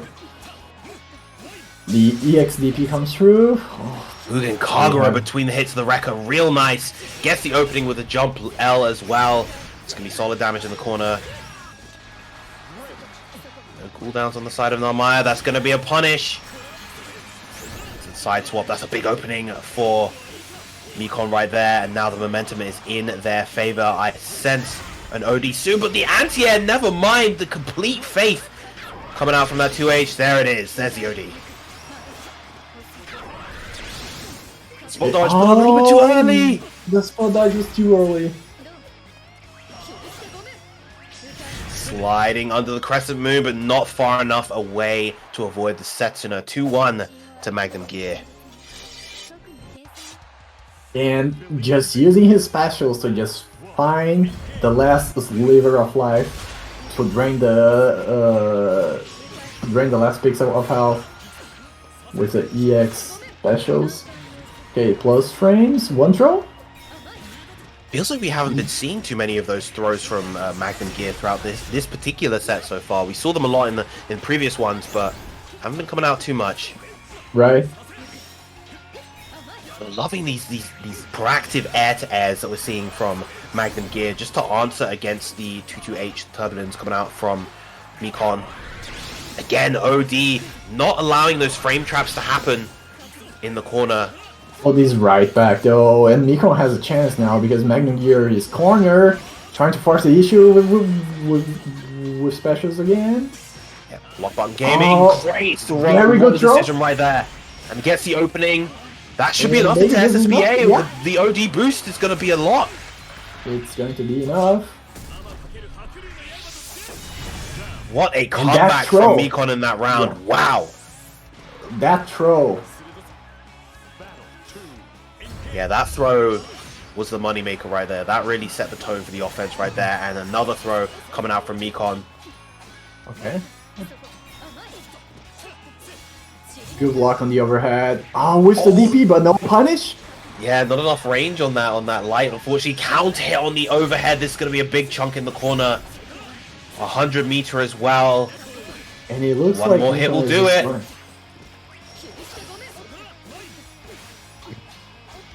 And again. Okay, so Magnum Gear finds a hit here. Has the ult key. EX teleport. It steals the turn back. OD, yep. There's There the we OD have again. it. Oh, this OD right back. And we've seen that interaction time and time again between these two. Big opening. Can't really convert too much here. Just gets the knockdown with the EX Setsuna. One more hit should be enough. Oh, Again! Good out here. The confidence in which Magnum Gear is playing, even at the brink of death, is so good. What a spot dodge! That was an incredible spot dodge and the punish afterwards into the SSBA. Magnum Gear. Magnum Gear was just on another level in this round. That was so well played. And no fear. No fear. Play with that much confidence when Yeah. you're staring down the barrel like that is so powerful. It's such a powerful trait to have as a player. And now he knows that he can go into this game with that same confidence. DP to The get out of the corner. XDP comes out. Good block. Oh, honestly, but no punish. Drops the punish at the last moment. And the Kagura comes through. And the EX teleport turns. He steals the turn back. These And two Mekon just gets going one throw. constantly back and Again. forth. Neither of them has been able to hold the corner. There's just so much back and forth between these two. This is incredible to watch. Okay. Not Going gonna to be enough SBA. just yet. Needs Yeah. one more hit. The throw. Oh no, the lingering air. JL is enough into the low right there. Magnum Gear taking it 3-1. What a set.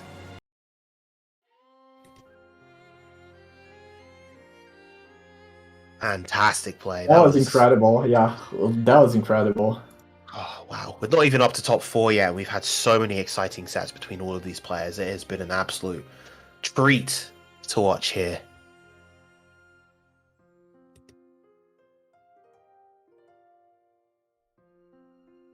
Yeah, Magnum Gear moving on to the loser semis, where they will fight the winner of Raz and Aoi. Ferry versus Zoe, coming up real shortly. Our players are just making their way into the room. Raz is already there. We're just waiting on Aoi right now.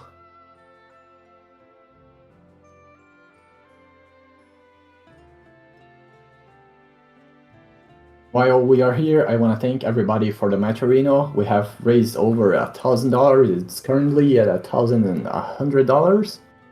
So amazing contribution from everyone. But you guys are great, and I mean the players here, everyone is putting on a great showing, and I'm really glad that South American Rainbow versus is getting the spotlight it deserves after all this time. I feel like the community has been like a little bit like not really out that well now for that worldwide, but I mean the players are very, very strong. The communities are great. Just this year in Brazil, we had 2 offline tournaments. We had one in Heaven or Hell as a side tournament that had like around 40 players, and then we had another one at TRT. So it's very clear that the players they really do love the game and intend to keep playing it for a very, very long time. Okay, so the match has already started, so we better get into the match. So we have Zoe and Ferry. Aoi is sticking to the Zoe. Wow, great use of the EXTP right there to bypass the lightning. Yep, opts for the side switch this time. Gets a low, but no combo afterwards.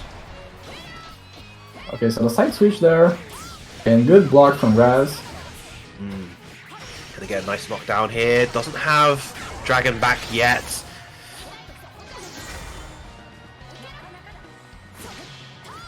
Blocks the OD. Now this is tricky, even though Aoi has the corner advantage, does still have to deal with the chip from the Ferry normals.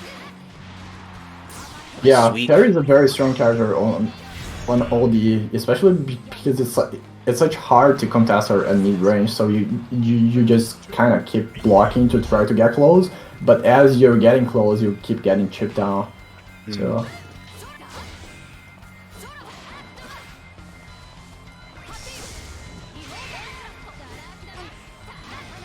Nice roll, and now just starting the pressure, but a good check with the 2M right there. Tries to bait the wake of TP. Nice sweep. That's going to be a good chunk of damage thanks to GG. Gets the hard knockdown with the Trombe, the 2-1-4.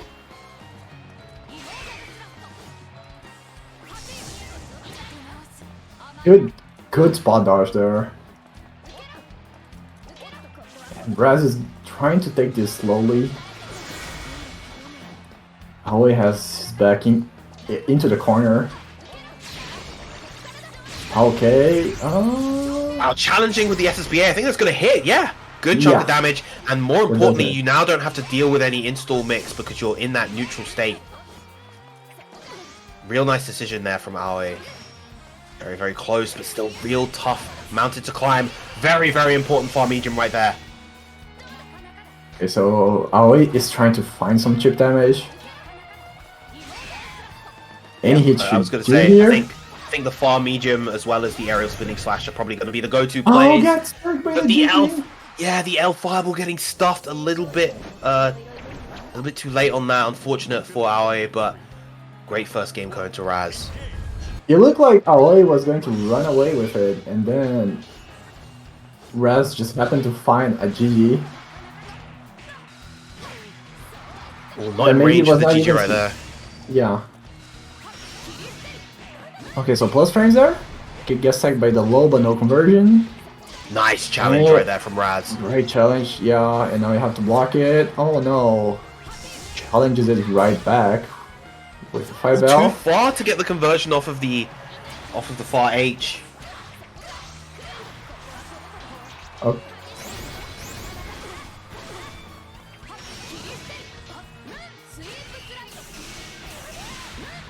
Oh, clips with the low, very, very important 2L to land right there, but oh, misses the close medium afterwards. Oh, these. Get off my face. Yeah, this is a real tough thing. Not only can you can't even really like counter OD back because you can't do it at a safe range versus Ferry. Yeah. She controls so much of the screen. Oh, okay. I think this should be enough. Yep, keep it nice and simple. Sweep into the SSBA. That should be enough damage. Ferry is a low health character. I think that's enough, right? Yeah. Yeah.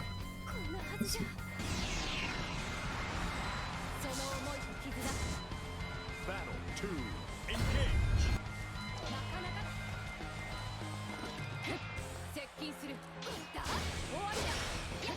Oh, and no punish? Raz was a Big little overhead. late on the punish, yeah. And drops the conversion, but it still keeps the pressure and finds the counter overhead. Oh, Big that's drop cool. right there. That was the game right there. That's so unfortunate of a drop for Aoi, but good block. Good block again.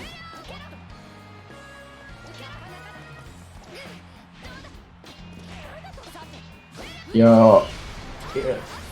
Even though we have seen that drop, I feel like Aoi just kept his composure and just like very good block on the overhead, and then was able to seal the round with the projectiles. Yeah, One apiece. very, very nice play.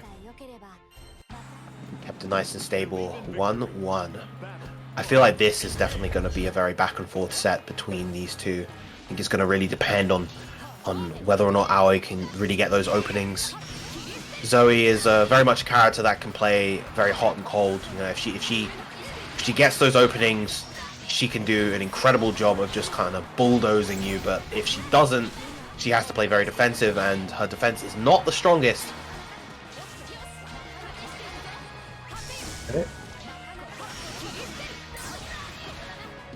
Nice rush again, just to maintain that Nice rush, control. yeah. But a good rush back. Nice corner carry. Has the dragon, chooses not to spend it here.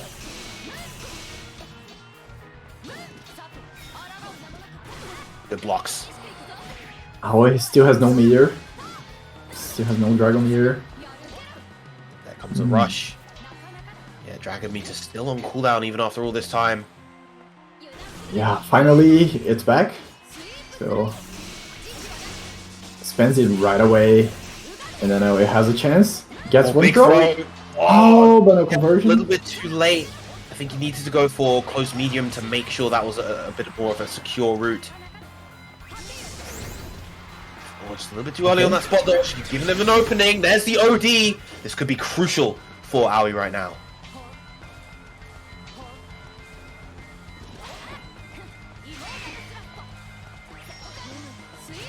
Okay. Yep, that was a very, very important. Yes. Very low on HP. He has to play this very active. He needs to find a hit right away. Yeah, the Hail Mary SSBA. That's going to be an easy block, and that is going to be the round to Raz. Battle 2. Man, that was a nail biter at the end right there. Yeah. No time to do anything. He just went for it. Aoi. Yeah, I do respect that.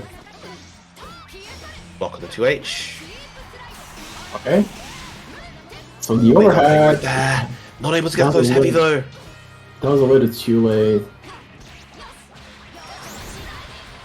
So far, the game plan from Aoi so far has been really, really rock solid. It's just little execution errors here and there, just holding him back from getting the damage that he needs to get. Again, another execution error, this time from Raz, but still able to get the throw to seal the game 2-1.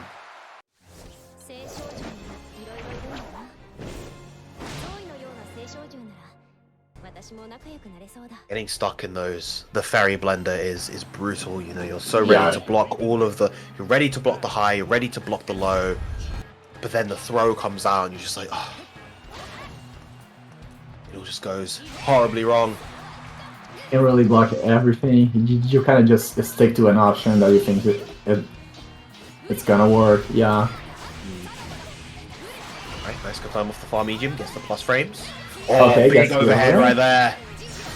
And this is exactly the kind of situation where Zoe can just kind of run you over. She can really barrel through you at this range, but the great sweep coming out from Raz.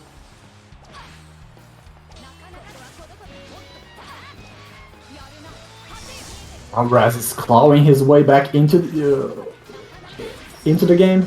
Already a great deal of life, and now you gotta block. You gotta hold Nice. this. One Can't more guess. kill quite Oh, yet. didn't get the knockdown.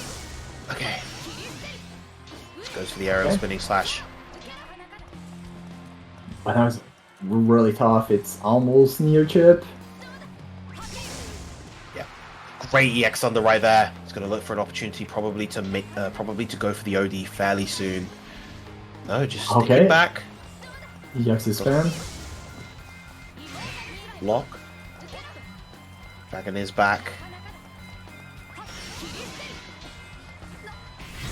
Oh. Oh, doesn't extend to the run to get the throw. Unfortunate right there. And now Raz, set point. It's because of the wall back. If Has had been crouching, that roll would have probably hit, but Yeah. he started to walk back after the 5L. Okay, so a dive wasn't close enough to confirm. Now Aoi finds the hit. He's trying to bait the Either- DP.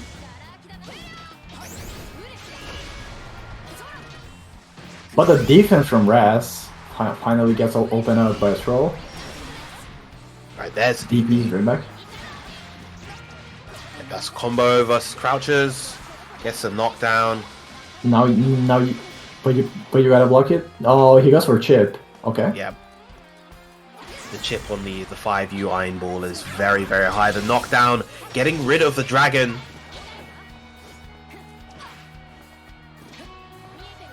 Now, even with the OD, only one hit of OD left, and without the dragon, Aoi has to be the one to kind of work their way in. Gets clipped by the far light, and now the OD is gone. This is Very looking tough real situation. bleak. Yeah. Rush right And the there. rush comes through. Yeah. Yep, and the clip on the 2M, keeping it nice and simple, nice and stable. Raz defeating Aoi and advancing 3-1. It's crazy to think that these two were the winners of their respective qualifiers, duking it out in losers Yeah. to make top 4. You know, Aoi is going home, but a very strong showing nonetheless. So Yeah, real good stuff to both players. I think from Aoi, I would have liked to have really seen a little bit more of the light fireball game. Just kind of sit back, charge Dragon Meter, use the light fireballs, because Fairy can't challenge that nearly as well at the long distance as she used to be able to. And that light fireball from Zoe, the Immortal Thrust, is an absolutely fantastic projectile. Yeah, Nonetheless, correct. when Aoi was able to get in and get that game plan started, they did a great job, but Raz just made that a real hard time.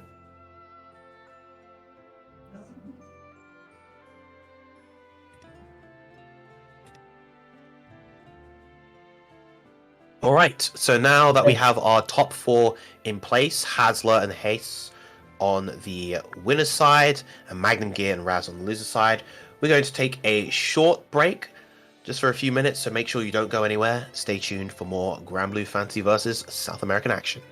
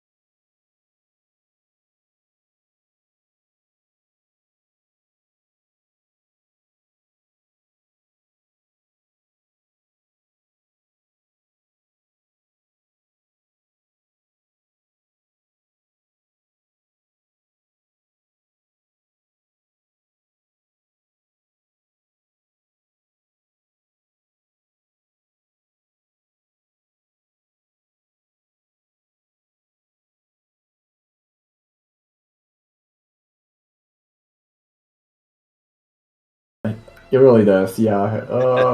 If I were to guess, he's probably going to go. He's probably going to go. I mean, his character of choice so far in the tournament, so Yeah, I think yeah, we're probably going to see the Lowain coming out. yeah, most definitely. Kessler is very loyal to his Mitara, so surely that's going to be the character of choice here. Hmm. Yeah, I think the majority of Mitara mains are very loyal to Mitara. I know a couple of them run a secondary hero there for some of the most troubling matchups. I know a decent number of them are big fans of fighting against characters like Seox, for instance, and Charlotte are the ones that could rush down really, really effectively. But Lowain is not one of those characters. We're going As I straight said. into the match here and see what these players have in store for us. Should be a great set. Alrighty, winners finals here in the South American Grand Blue Fantasy versus Championship. Hasler versus G9 Haze. I think we're in for a cracking time. And they're letting the intros rock.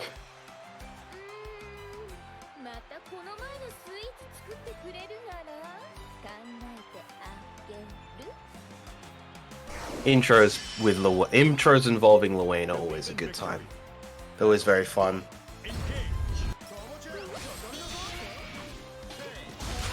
We do have Kaliastra's theme, the theme song for this as well. It's pretty fun.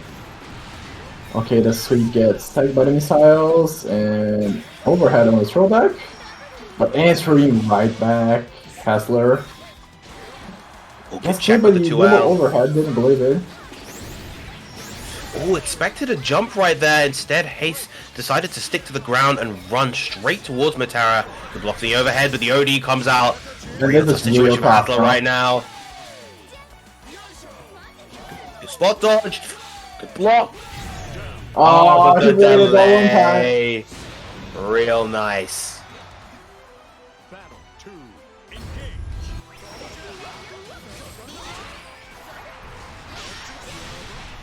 Nice spot dodge versus the parry right there. Able to capitalize after the butterfly too. Good punish on the whiff throw. Corner combo. Can you block this?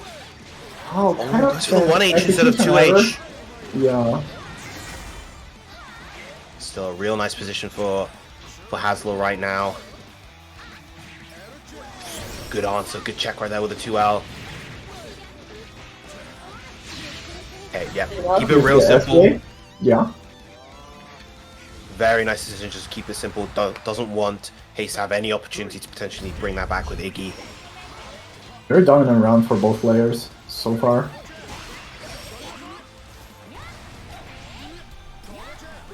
Showing that the offense is paying dividends. Oh, Nice that was a challenge good on the hop.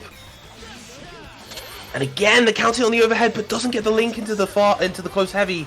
And Hasler finds a throw there.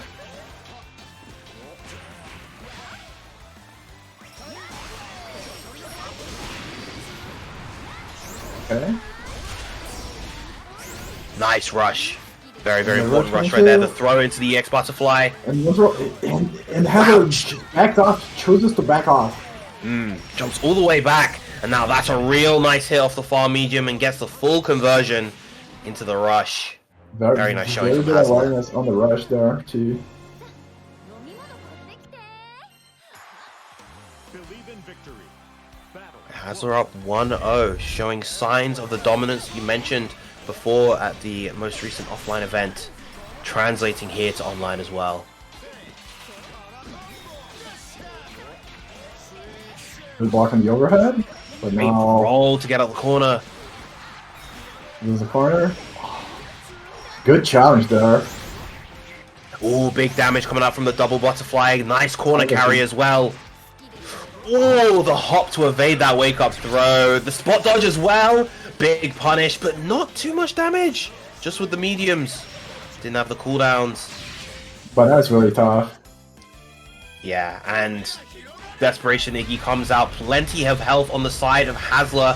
Playing Matera as well, a character that can maneuver around Iggy so well. This is going to be an easy punish at the end. Nice spamming the light. Love to see it. Really nice and easy. Battle 2. Engage.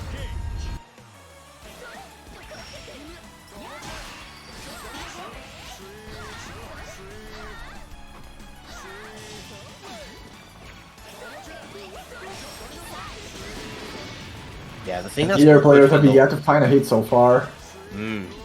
the thing that's awkward for Lewayne against this character Matera is that even though he likes to play that full screen, that full range neutral, against Matera, he can't set it up as well as he'd probably like to.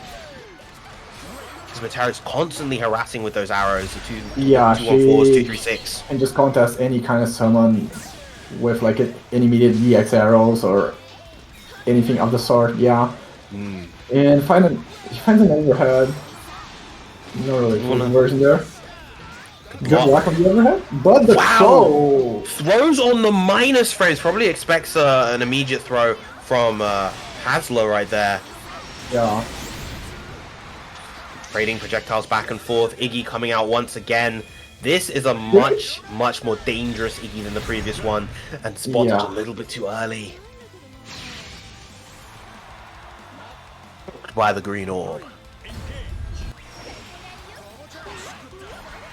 Nice use of the 2U to just work away, and that's an option we haven't really been seeing so much of this set. Away she goes. A combo into the 6-2-3-H, but still gets knocked down from the throw, and a nice opening right there. Hard knockdown. No, just goes for the setup. Oh, the movement. Spectacular stuff from Haz. Gets the OD, and this situation is nigh unwinnable. Yeah. Yeah. That was just it. If you can win against a high health Matera in OD while you're on a sliver of life, then you deserve to win the set. Yeah, for sure. Yes, for those wondering, this is a first to 3 set. The entire bracket has actually been first to 3. So plenty of excellent Grand Blue Fantasy versus action this entire time. A good combo and corner pressure. Great tech coming out from Hasler. Just these key defensive decisions. Yeah. Nice spot dodge. Finally not taking the throw. Finally not taking the hit there. Good block on the rush.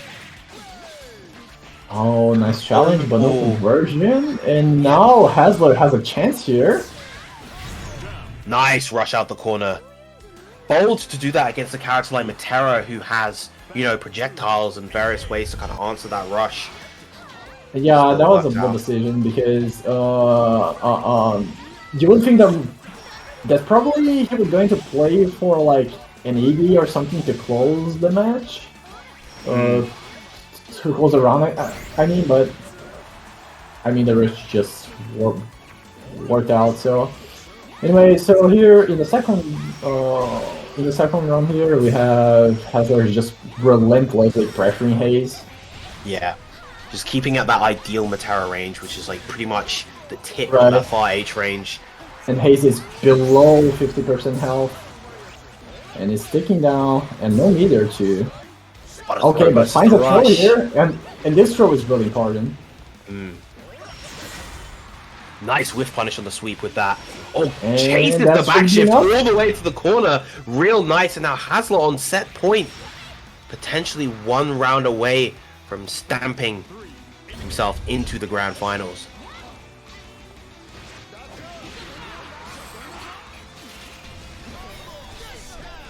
It's a nice block on the overhead. And we're back at the same neutral. So you see that Lewayne is trying to set things up a lot, and he just gets... And then Hayes is just getting played by arrows over and over. Seems real tough to really get anything started here. And there's the hop. Nice jump out. Yeah, very, very nice jump. It's crazy because despite how much pressure Hasler has been applying, this is a pretty close game Pretty even Yeah. between these two. 100-meter on the side of Lwane as well. The rush again, brute forcing his way through, but the check with the sweep. I sense And the an eagle coming butterflies are out, soon. so another hit to There's do it, the and OD. the OD comes out. Okay, so OD's right back.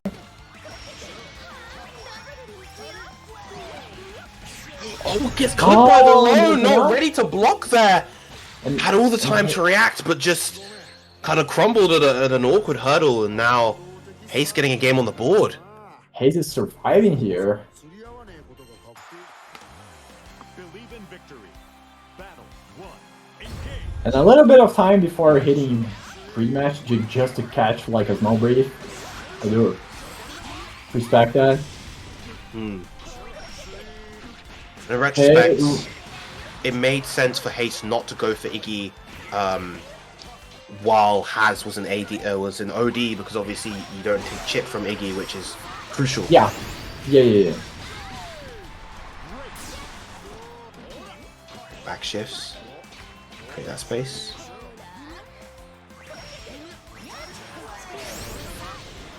Okay. Nice frame trap with the close medium. Doesn't get the wall bounce from Awesome Source. Real unfortunate. It's close between these two. That rush is gonna win. And the PCOD. Okay, very nice from Haslor. 1 round away once again. Battle 2. Engage. Also a match point here. Oh, No more low arrow for and we are Haslor. back at the zoning game. And Hayes finds his way to summon. Gets a little bit of space back, but we're still playing the same zoning game. Alarm our patience by both players, and Hasler finds a sweep. Okay, but Hayes has a chance now. Oh, Oh, nice back shift. Good 2H to anti-tier, but yeah, it's both gonna be players punished on that defending sweep. Oh, no combo. These two are slugging it now, just going back and forth, exchanging blow for blow. It was like a brief moment of respect, and then both players are just going in, and the anti-air, this is gonna hurt. Yeah, Just the superb combo. anti-air, but misses the follow-up. Oh, with the this should be rights, enough. that should be enough. Keeping it real simple. Hasler taking the set 3-1, moving on to the winner's side of Grand Finals. Finals, yeah.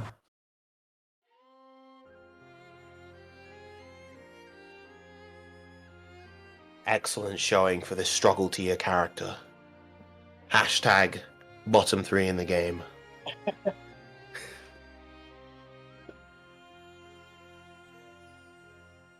But of course, you know, Haste not out of the running just yet. Sitting pretty in losers finals, waiting for the winner between Raz and Magnum Gear. Mhm. And I'm really, really looking forward to seeing how these two particular players clash, because we have a man trying to travel at a 1,000 miles per minute, and another trying to slow the pace of the game down to a crawl. Yeah, we have this clash of styles that should be like really, really interesting. So I think it's up to Raz to try and stop the machine that is Magnum Gear, right? Yeah, truly a that's the set. start. Truly a set of an unstoppable force meeting an immovable object. Believe in victory. And they're going right in. Okay. Starts off with the jump. Okay, and Sweet. Raz finds a sweep. Oh, swings it right back, takes the turn, and now you're in the corner. Okay, but Magnum Gear lets Raz escape the corner for a second. Oh, and the overhead hits is the most strange of the way so far. Wow, what a The jump jump line? coming out from Magnum Gear. A little bit of a life lead from Magnum Gear, and also the corner position. Raz is trying to fight their way back.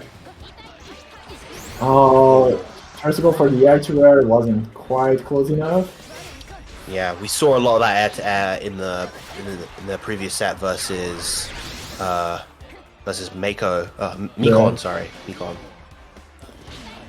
And now we have the OD out.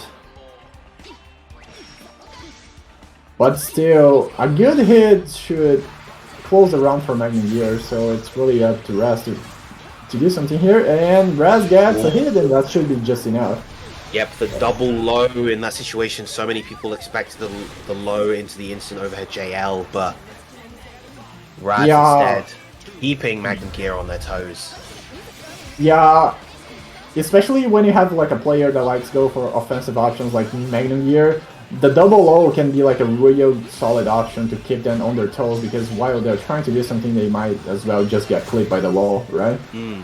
Yes, exactly. Nice save Meaty versus the DP. This should be a good chunk of damage with the full corner combo. No.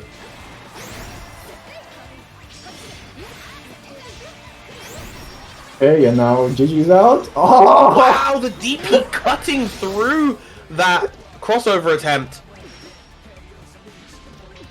OD back. Okay.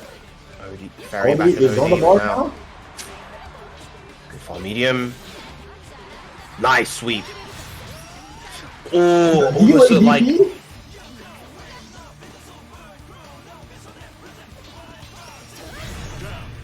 Oh, okay. the chip, yep. from OD. Raz ran out of OD a little bit earlier, and so had to deal with the chip from Narmaya.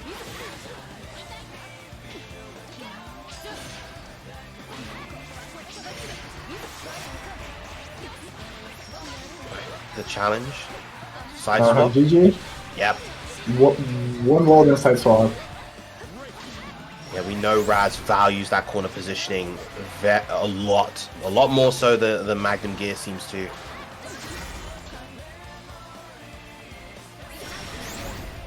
Okay, NTR DP. Yeah, No and punish? that option is it's -7 on block, so Ferry is one of those characters that actually can't punish that the EX Kyokusui Getsu, which is why it's a very strong option. Yeah, now just one or two normals should be enough, but the OD in response. Yeah, there it is, the far medium taking that first game. Believe in victory. Battle 1. Engage. Nice far heavy right there. Gets the meaty. DP? No, the challenge with the normal instead. Good blocks. Both these players just willing to challenge on defense. A lot of active defense between amongst the South American players in general.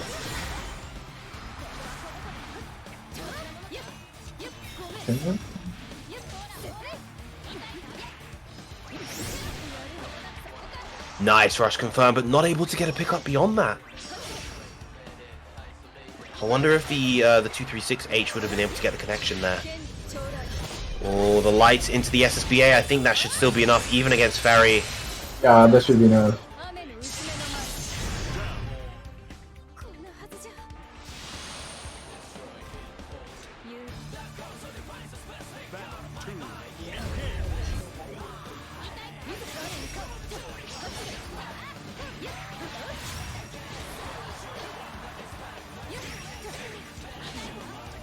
No confounder. Important sweep. And Just then uses the DP DP to to keep the maintain. corner. Yeah. Very, very nice. Oh, big close heavy to get the anti-air, but still, and there's the cross up as well. And That this has is been looking hitting like, yeah, and this is shaping to be a Magnum Gear round. One more interaction, and no meter. Ferry tries to close it out with the overhead, but good block. But then the jump light. Yeah. Raz expecting a preemptive run-in throw, so preemptively tries to tech said throw and ends up getting punished.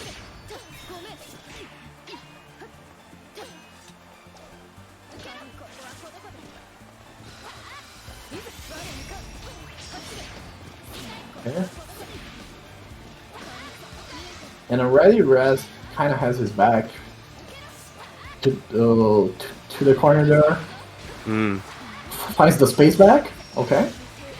Yeah, challenging And, with the 2-on-4. We haven't been seeing that too much. Goes for the spot dodge with the delayed DP coming out from Magnum Gear and baits the DP on the side of Raz as well. Just going to take a nice, solid chunk with the SBA. Yeah, the delay DP is like the second layer. Okay, so OD. Raz still in a decent position. Steals the corner now. Okay, but Magnum Gear contesting it right back. Can't really punish that. Overhead blocked. That OD timer is running out. Even though Raz hasn't taken a hit, it still does slowly count down with the timer. There's probably about 5 seconds left on it now. Yeah. Not even. Yep. Now it's gone. As we go lower and lower on health, things start to look like a bit more in favor of Harry that can just very easily find a random hit from far away. These overheads! Yeah, Just trying to, I think, crush one of Ferry's normals from a distance, but Raz just simply changing up the pace. Very calmly walks back in 5L. Ooh, got the 236H there. I think that was meant to be an EXDP. And the Still managed to RGG? get there. I'll find space back into this match. But Magnum Gear responding with a throw now and plus frames. Good challenge.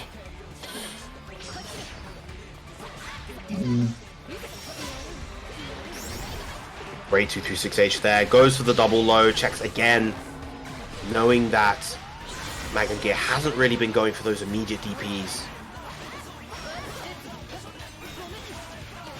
Nice challenge. Again, the overhead, very common option coming out from Magnum Gear. Raz scouting that out. Now very, very controlled, comfortable round so far, but gets hard knocked down, and yeah, there's the OD.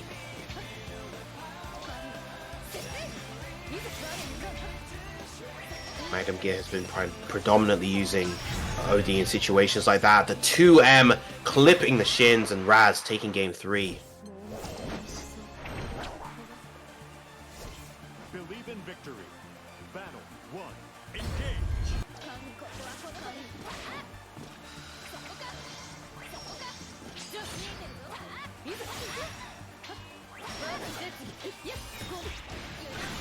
And Magnum Gear is challenging the forcing his way overhead back. again. Yeah. Okay, so a GG hit. And now you have to block this. Double O again. And the double O has worked so far every single time. So Raz is getting more comfortable just going for it with confidence that it's going to work. And there's a confirm after the punish DP.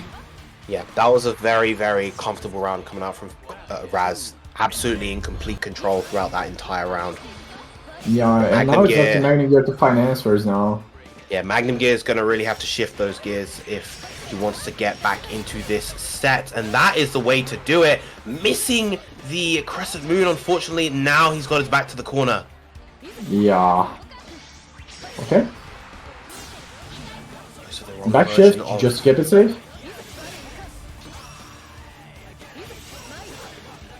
Oh, Let's block on the Crescent Moon. A good check with the Farlight right there.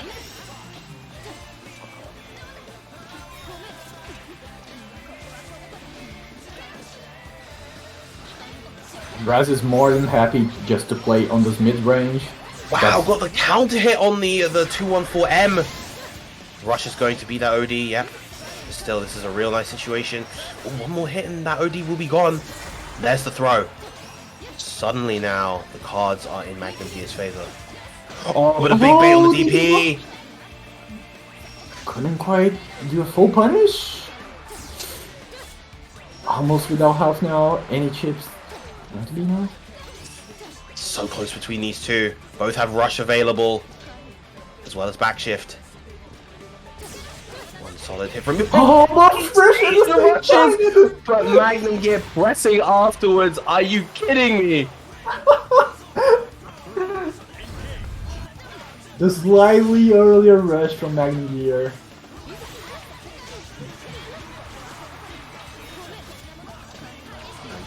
for the overhead there. Yeah, big punish. And the DP whips there. Lost frames. No, Magnum Gear is fighting for his life right there. Okay, anti-air with The ultra combo.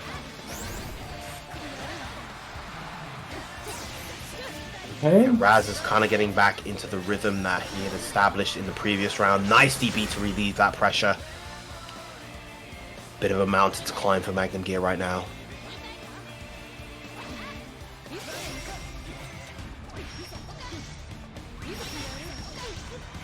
Yep, and this is guess for game.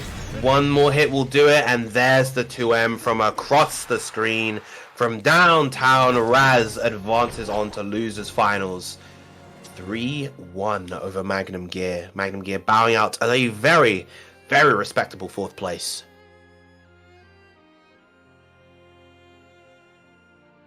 Now, our top 3 consists of 3 separate countries. Hasler in the winner's side of Grand Finals from Brazil, and then Raz and Hayes from Peru and Chile, respectively.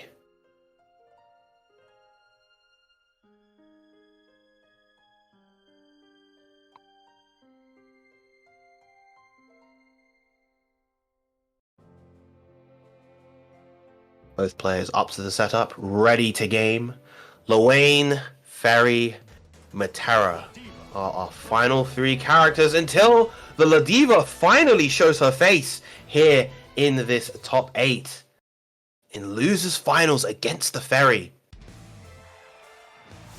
Now, back in the days of Season 1, this was one of the most one-sided matchups in the game. Even though Ladiva was a lot stronger than she was now, the way that Ferry played back in Season 1 was incredibly suffocating. Yeah, I honestly don't know that much how much things have changed, but considering the nature of both of these characters, I think, would you say that it's still advantageous to Ferry, or have the tables turned? I feel like it's still in Ferry's favor, but Right. it's a lot easier for, contrary to how this seems, it is easier for Ladiva to approach now. The fact that she can block the 2H in the air, just the way that her jumps can threaten in ways that they couldn't before. Mm-hmm. That said, though, Raz is working on a perfect in this first game, so... Yeah, just resting Hayes with normals and normals.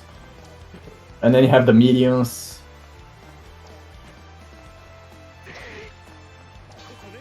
The 2M coming out like so strong all the time. And the far 5L. Oh, no punish on the whip throw! But back shifts. And yeah, this is pretty much unwinnable for Hayes right there, just because there was only 16 seconds left on the clock. Ladiva is not nearly fast enough to be able to get that opening and then be able to just get the KO in that time.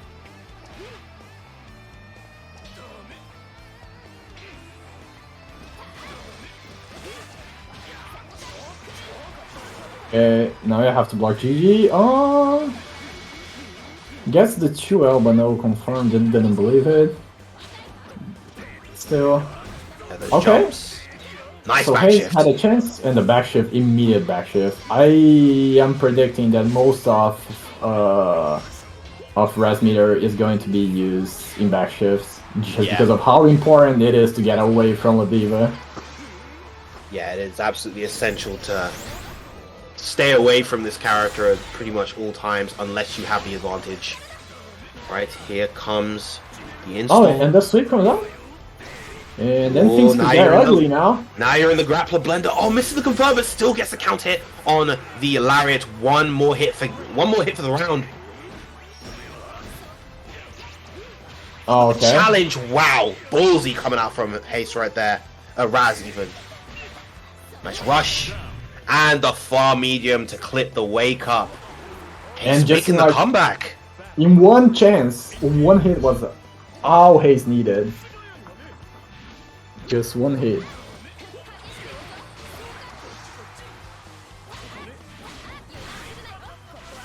Nice anti-air with the Beppo. Okay, so here's Yep. a punish. Block on the lows.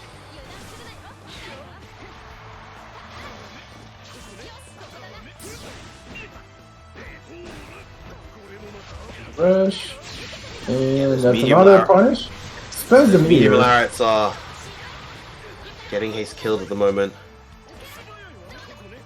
This is I didn't quite real finish rough. the combo, but it's still like a very advantageous position for Raz. Yeah. Very hard to win that, very, very hard. At that point, Ferry is just going to bully you with 4M and 2M.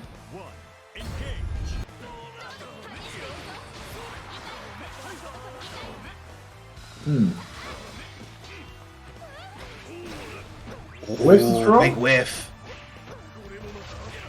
A little too overzealous with these Lariats. Yeah, these Lariats have gotten haste punished consistently so far.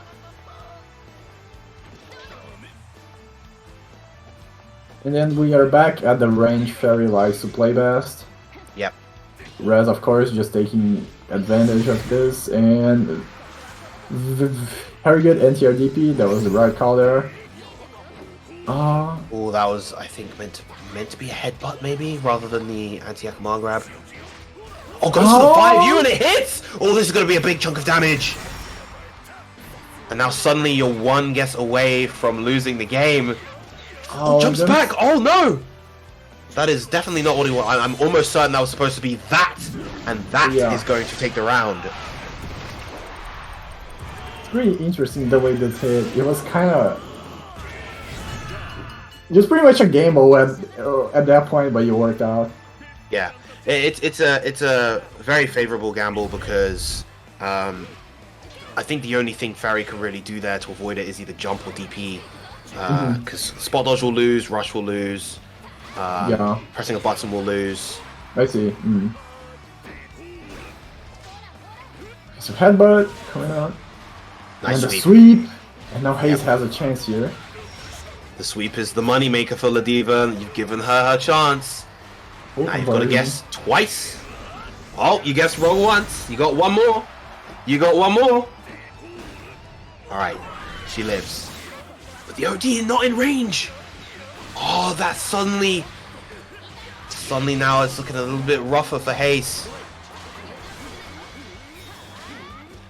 Nice Overhead blocks. blocked. The 5U again, and now no meter. Still not the worst position for Hayes. That's a counter on the 2-1-4. Not going to be a combo there. The Nice. sweep again. And that was really, really clever. Conditioned Raz right there with the super jumps back in the corner, making Raz want to try to use the GG to apply the pressure and then go for a forward jump, forward empty jump, and getting the sweep afterwards as a really, really nice bait. 1-1. Ladiva doing work. Oh, good jump. Good reaction. Jump in Good jump. reaction. Yeah.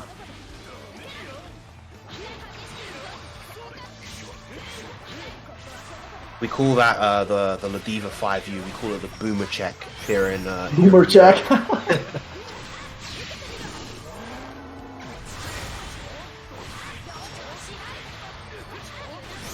This is looking like shades of game one once again. Again, definitely meant to be the headbutt right there. But perfect coming out from Raz. Clinical.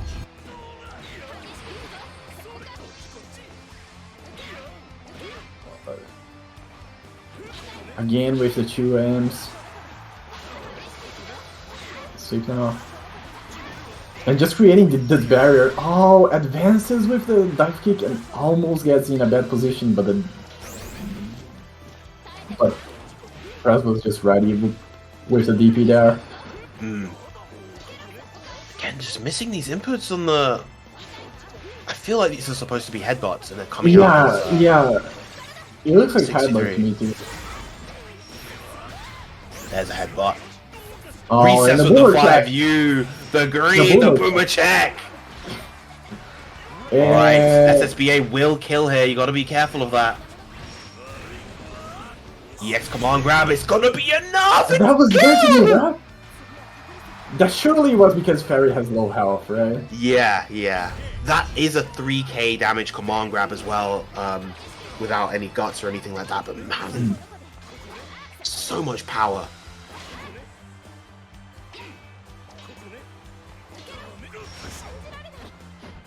Big lariat right there. Caught her standing. That's going to be a punish, but not confirm after the far medium. Unfortunate.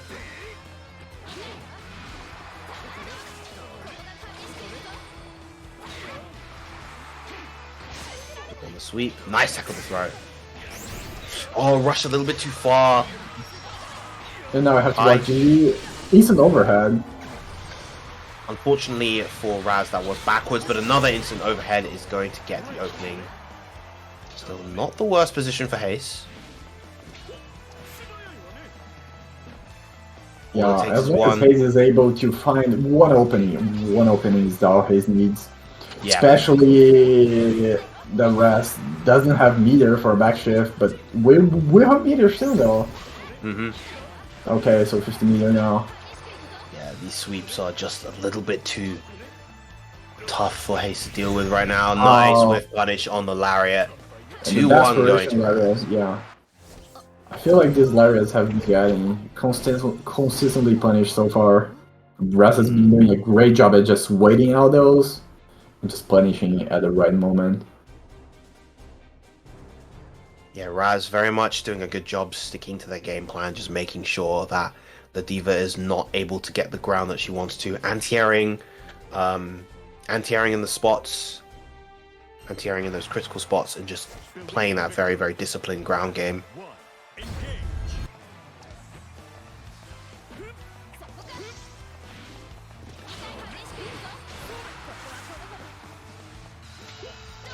Hey, and Haze are already in the corner. And Raz gets a troll. Full conversion and GG. Instant overhead and a fairy round. True and true so far, but not gonna be enough to kill. So needs one more hit. And there's that one more hit. A perfect coming out from Raz once again. One more round until Raz is able to get his run back against Hasler.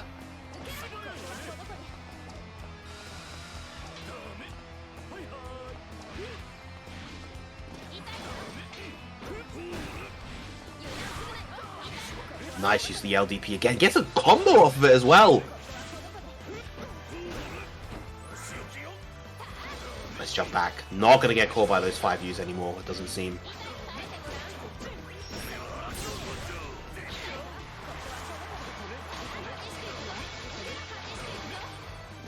Okay, so locking Haze in Blockstone. A good use of chip. Slowly chipping away to Ladiva's health. And things are looking tough already. Oh, that was a really huge jump. And suddenly the tables have turned. The first command grab comes out. One more, I think, is going to do it. Good rush and away. The backshift rushes. Yeah, backshift away. Excellent jump. That was crucial. Oh, it doesn't get the confirm after the 2M. The DP out. And things are starting to look again in Fairy's favor. Raz. Crazy to think that this game was so in Raz's favor before, and now suddenly it's a last hit situation for both players. That said though, the health difference at 10 seconds left. Yeah, this is looking real bleak. Yeah. Oh, the rush a little bit too far. It was such a smart play, but unfortunately, just too far for Haze to get the hit. And Raz will be moving on back to grand finals to get that run back versus Hasler. Right. Yeah.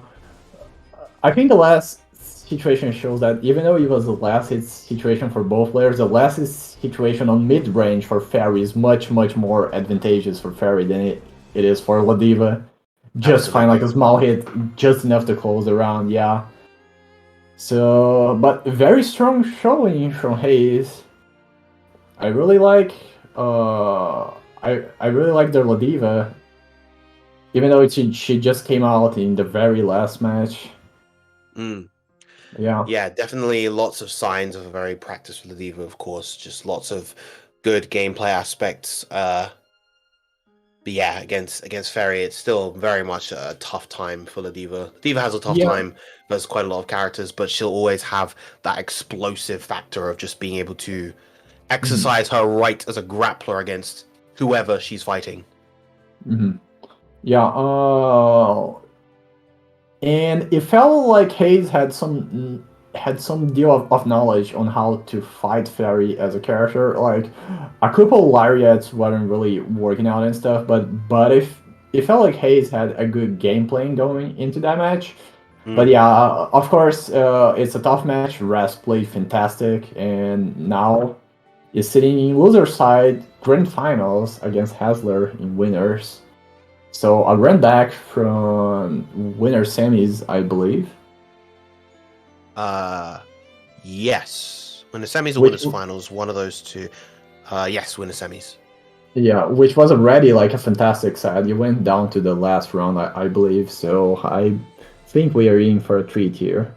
Mm. Metera versus Ferry. All right, Spatera versus Ferry once again. Has on the winner side of things, only having to win one set, and then Raz having to win two. Yeah, since they played before, I wonder if we're going to see like any adaptations from before the match even starts. Like maybe they had, like it's possible that they have been keeping tabs at each other. I mean, of course, both are very, very strong players. Hasler, very dominant in Brazil, just hot off an offline win. And very patient play, just like the first round from the last set they played. Yeah, both players more than willing to take it slow.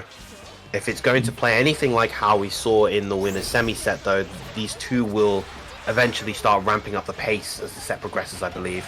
Yeah. Ooh, that's a good punish on the spot dodge, but doesn't get the butterfly trigger on top of Ferry, unfortunately.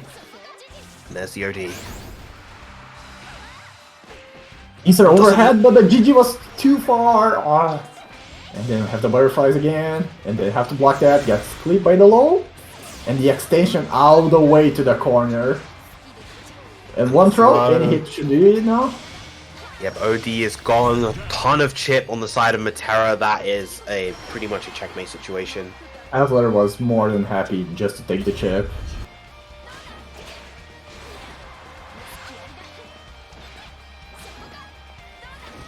Now we already can see like a little bit more aggressive movement from Raz. Lovely use of the JL there, just reaching super fast to interrupt the anti-air attempt. And throw into GG into a good deal of damage and more GG, and there's the install. Yes. Yep. Guess for game, you guessed wrong, and got one more guess, and you guessed wrong again. Yeah, not quite enough to kill on the first hit, but the second one surely.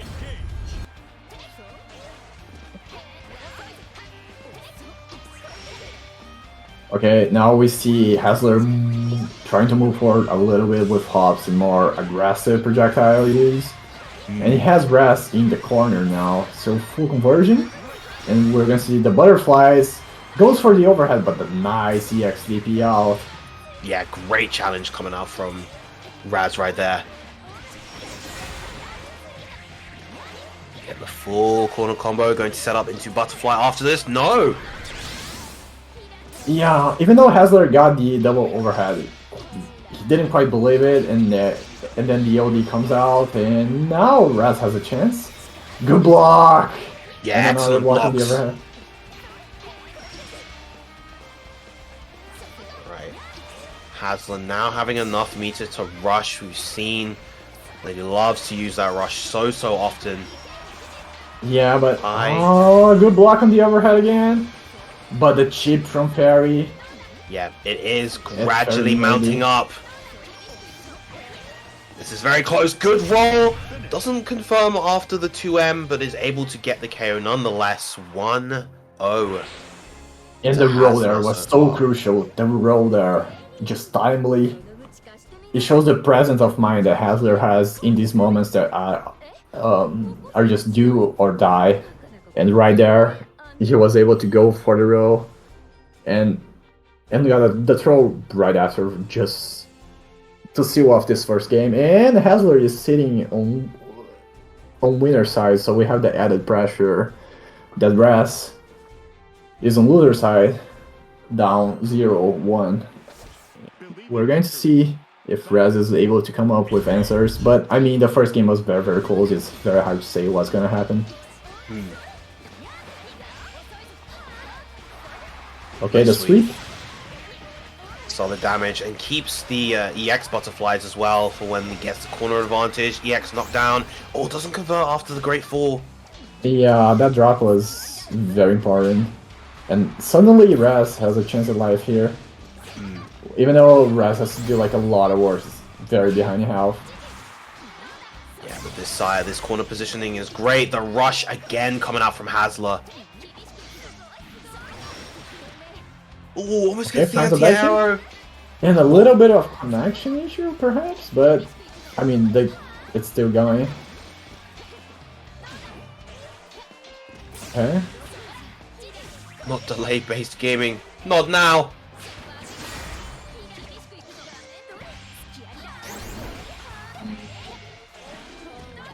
Hasler is just trying to zone Raz out. And the chip is slowly adding up. Perhaps nice 2 arrows can do it, and the sweep is so critical. But the OD, yeah, the OD pretty much sealed the deal there. Yeah, and I love the spacing from Hasler throughout the whole sequence, just trying to keep outside of Ferry's OD range with those moves. Gets a knockdown with the guest pens into the combo from GG. Throw, and look at that damage, so solid coming out from Ferry, and all that meter gain as well. Oh, nice what a anti-air. 2H, ready for that hop this time, and this is definitely a Ferry round. And now we have to block the GG. Yeah, this is very tough now. Yeah. Wow, that was a beautifully played round from Raz. Yeah, the 2H right there was so good.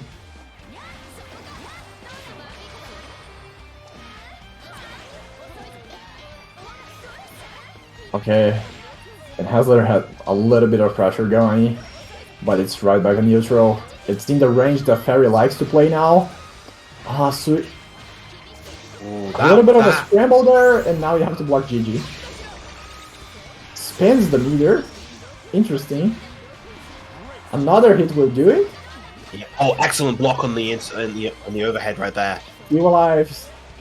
Hasler is clinging to dear life now. Gets that 100 meter. I feel like we actually might not see the OD. We know how much Hasler loves to go for that rush. May use it in those opportunities, but isn't going to get the chance.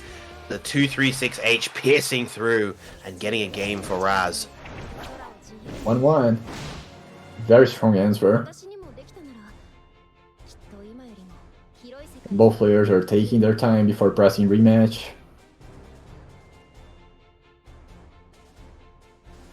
Just happy to wait it out. Believe in victory. Okay, we're back into the match. Already setting up the GG. But Hasler is contesting GG with those projectiles. Raz already had like a little bit of an advantageous position. Hasler is sitting near corner. Setting up GG.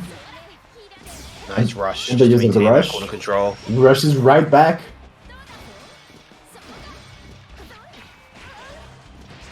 Getting a little more cheeky with offense Raz there, but then Hasler just manages to find a throw. Okay, good DP. Yep, I like the DP right there. Hasler likely trying to threaten a throw again.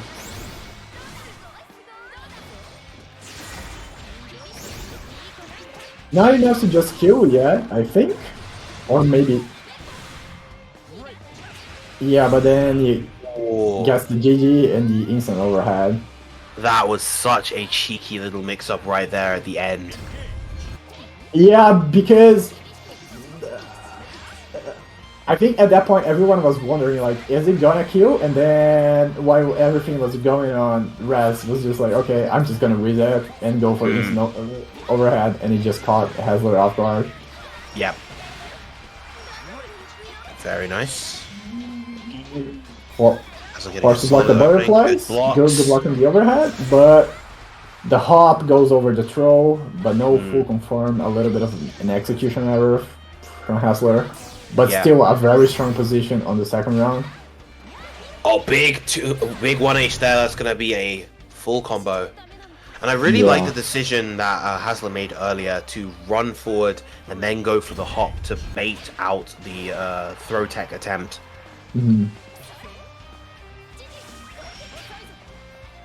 Oh, the GG was just a little bit short of range, and Hasler was able to find a 2AM. And now Raz is sitting on the corner, having to block out the pressure. No butterflies coming out, interestingly. No butterflies, yes. Very surprising. But nonetheless, Hasler finds the rush.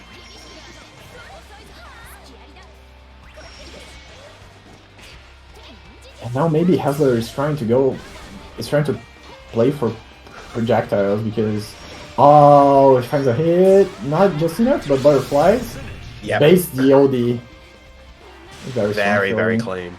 Now Hasler just one game away. One game from taking the South American Grand Blue Championships. Yeah.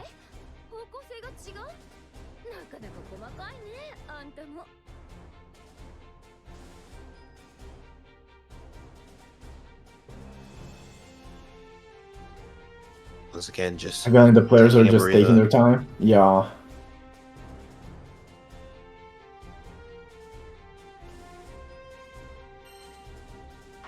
They're back to the room? Yeah. I wonder if there are any connection issues or if they're just going back to the room. I mean, it didn't seem to me like there was connection issues, at least from watching the match. Now Yeah, we have there's to wait on the players. either that or maybe the potential of the loading glitch. Oh no, it looks like Oh, looks okay. like okay. Yeah, it looks like Hasler went to the bathroom, so... Oh, no. Like hop off the setup for a brief Oh, period. yeah, Maybe. that was before, yeah, I know. Okay. No character switches. Sticking with the ferry. And once again, Hasler one game away. Raz has been fighting though. Raz has not been making this easy for Hasler whatsoever. So definitely cannot count them out by any means.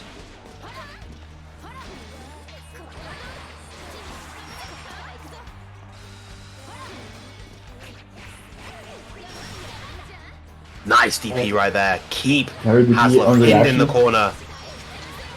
And get a chunk of damage. Right, now... Oh, didn't go for the close heavy into the install right there. That would have been a guess for the game scenario, but instead just goes for that. And that back throw Oh, was and crucial. Hasler finds a throw now. Hasler suddenly has a chance on this match, but couldn't Yeah, bait the the OD, OD. and then it's just unwinnable. Yeah. It's unwinnable from there. In that situation, you really got to focus on kind of baiting that OD, knowing that it will put you into that death situation. Strong first round from Raz. And now, already Nice getting challenge. started, but nice challenge.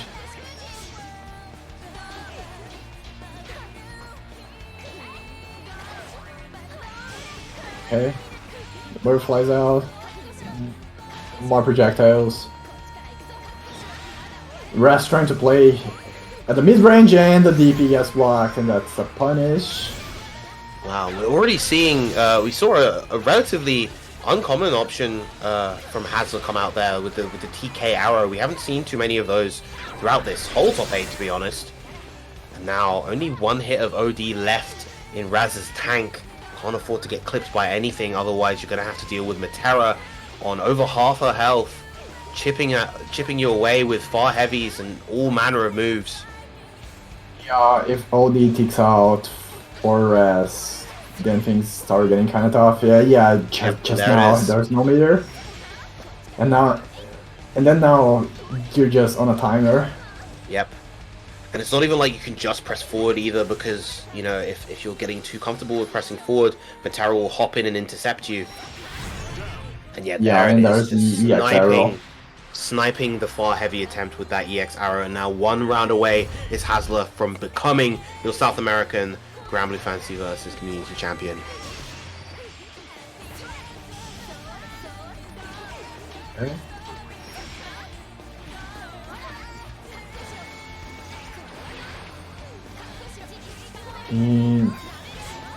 It's very tense moments for both players. Good block on the overhead, and the rush right back. Oh, what an air right there! Superb work from Raz, keeping themselves alive so far. All this corner pressure with a great block coming out from Hasler. Ew. Okay.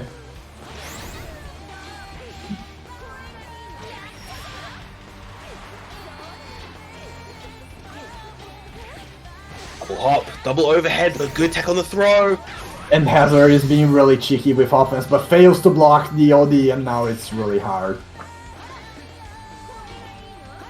Oh, To you. SSBA in response, not the OD, and it's gonna get blocked. Very able to punish that now. 2-2 here in Grand Finals. yeah, I think the judgment that Hasler made it was that, well, if this hits, then I win the tournament, but it just didn't quite work out. Yeah, pretty much. But yeah, good patience from Raz right there. Now it's Haz's turn to take a little bit of a breather.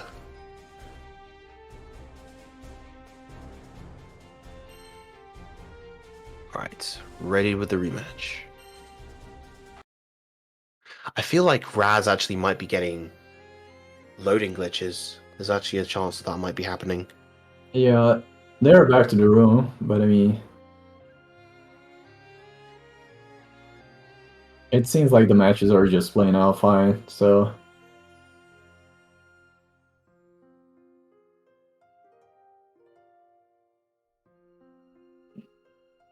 Yeah, in the meantime, as our players are getting ready to play one more time, shout outs to the match arena. We have over $1,100 in the match arena. Can we get it to 1,150? Maybe even 1,200 by the time. And Hasler sends in the chat, stop killing time. Interesting. Which is honestly odd when after winning a round, you're just killing your own momentum at that point. It makes sense after losing, but yeah. I mean, we got a little bit of friction between the players now, but I mean, I think it's all in good faith.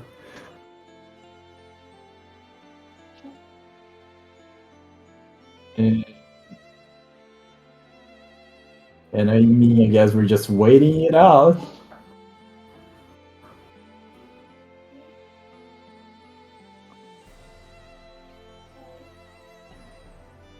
Rematch bug. Oh yeah. There we go. Yeah, that's why that took so long.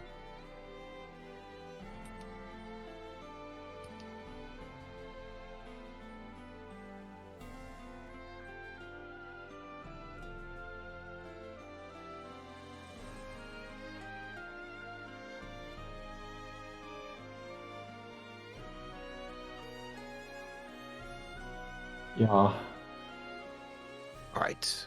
Finally, the players are back in. Matera versus Very.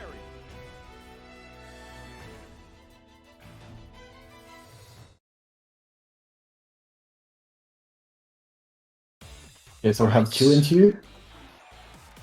potentially the last match of the tournament, or maybe we can see that Raz makes a comeback and sends Hasler to losers.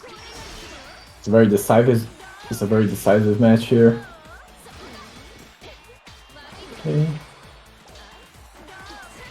Feels like both players are back to that state where they are both just trying to feel each other out a little bit.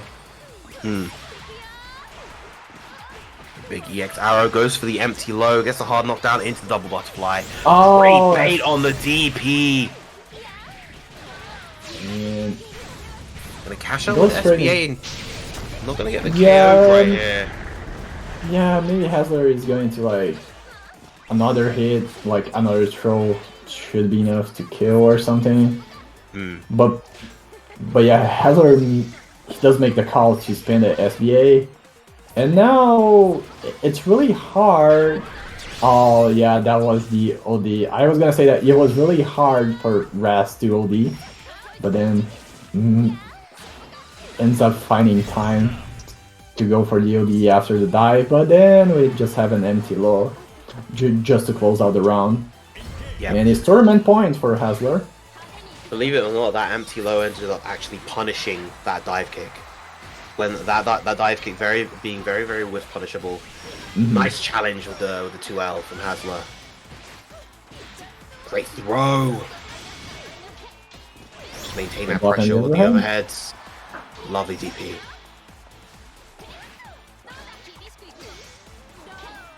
Health is more or less equal for both sides, and Hasler chooses to spin a rush, and Oh, that's a I think huge this should be DP. Yeah, that's definitely enough. yeah. Again, so much back and forth between these two. It's constantly neck and neck. Another match point for Hasler, but Raz is fighting back in a great fashion.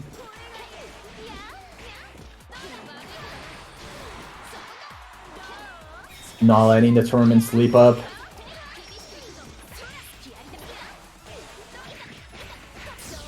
Okay, the 2-8 didn't come out in time this time. And then baits the throw here with the rod, and things are starting to look rough. The butterflies are gonna come out. Yep. First block on the Pops boat. back. And the butterflies are gone. Oh! Goes for... Oh, that's a huge whiff on that super. Now has no access to OD, has to deal with Matara chipping from a long distance, and all this health I wonder deficit if that as was well. his input. Yeah. Yeah, maybe.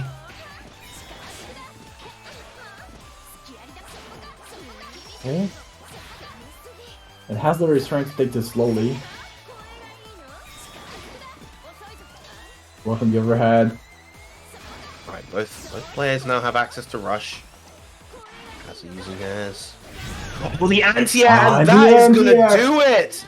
Your South American Grand Blue Fantasy versus champion is Hasler, hitting them with the old Hassle Dazzle right at the end to seal the tournament. And Brazil taking it home.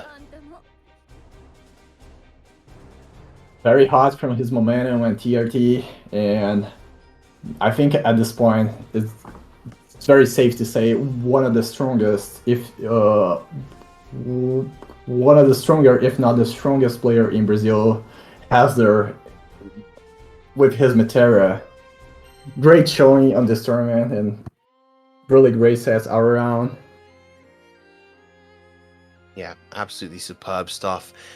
And once again, thank you everybody so much for all of your generous contributions to the match. Reno, we hit that very clean $1,200 for our excellent players. Thank you so much. You have been absolute stars this tournament. It has been an amazing time, and just thank you all so much for coming through to support the scene, to support this event. It has been an absolute pleasure to be a part of. Thank you very much for working with me, Xiao. It's been an absolutely wonderful time. Thank you very much. I mean, I don't comment in English that often, but hopefully that was fine, Hiram, and it's been an absolute pleasure to commentate with you. And I hope we get to do more of that in the future. It's been great, thank you. Indeed, indeed. All right. Anything else to close, Mr. Zombie Moo? Yeah, thank you, both of you, and thank all the players. Of course, shoutouts to Markino and Dark for helping make this possible with the Oh match yeah, invites for folks. sure. And, Mm. you know, got a lot of support from the South American scene here, so it's really awesome. Tons of players, lots of great games. Thank you both for commentating. Do you have any events coming up that either of you two want to talk about before we maybe run the trailer one more time and then sign off? Um, well, personally, I'm actually not entirely sure, but in terms of European Grand Blue Fantasy Versus, the mix-up has been happening over this weekend. There's a big tournament happening in France.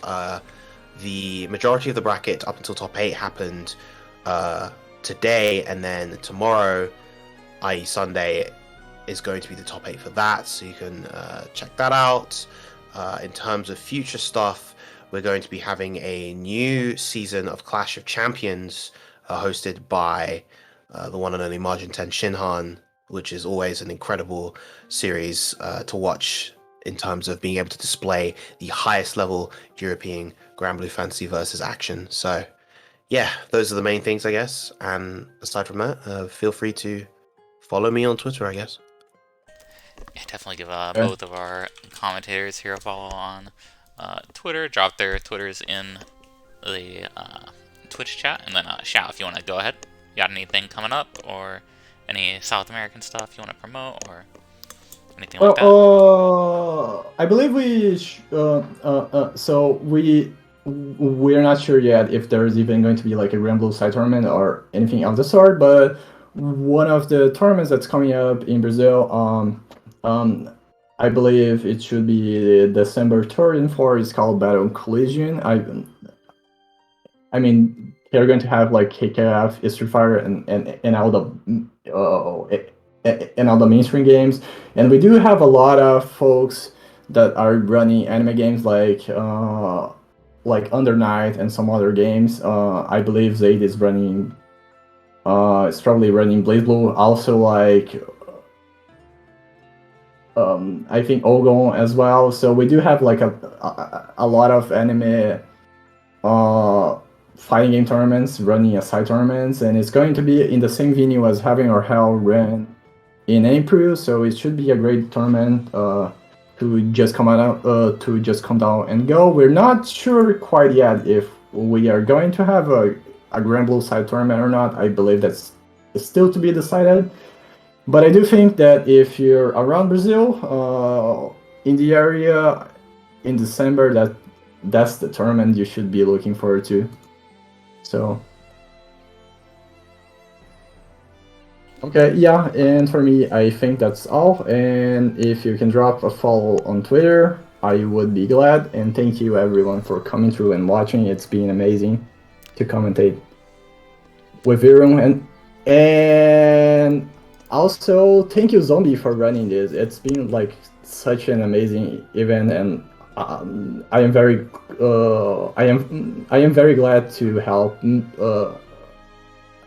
I guess to make this happen to some degree. So thank you very much, and that's all from me. Awesome. Yeah, so thank both of you. Again, shout outs to the South American scene for really making this possible. I could not have done this on my own. So thank you, everyone. And yeah, gonna go ahead and sign us out here with fans' awesome video. So have a good night, everyone.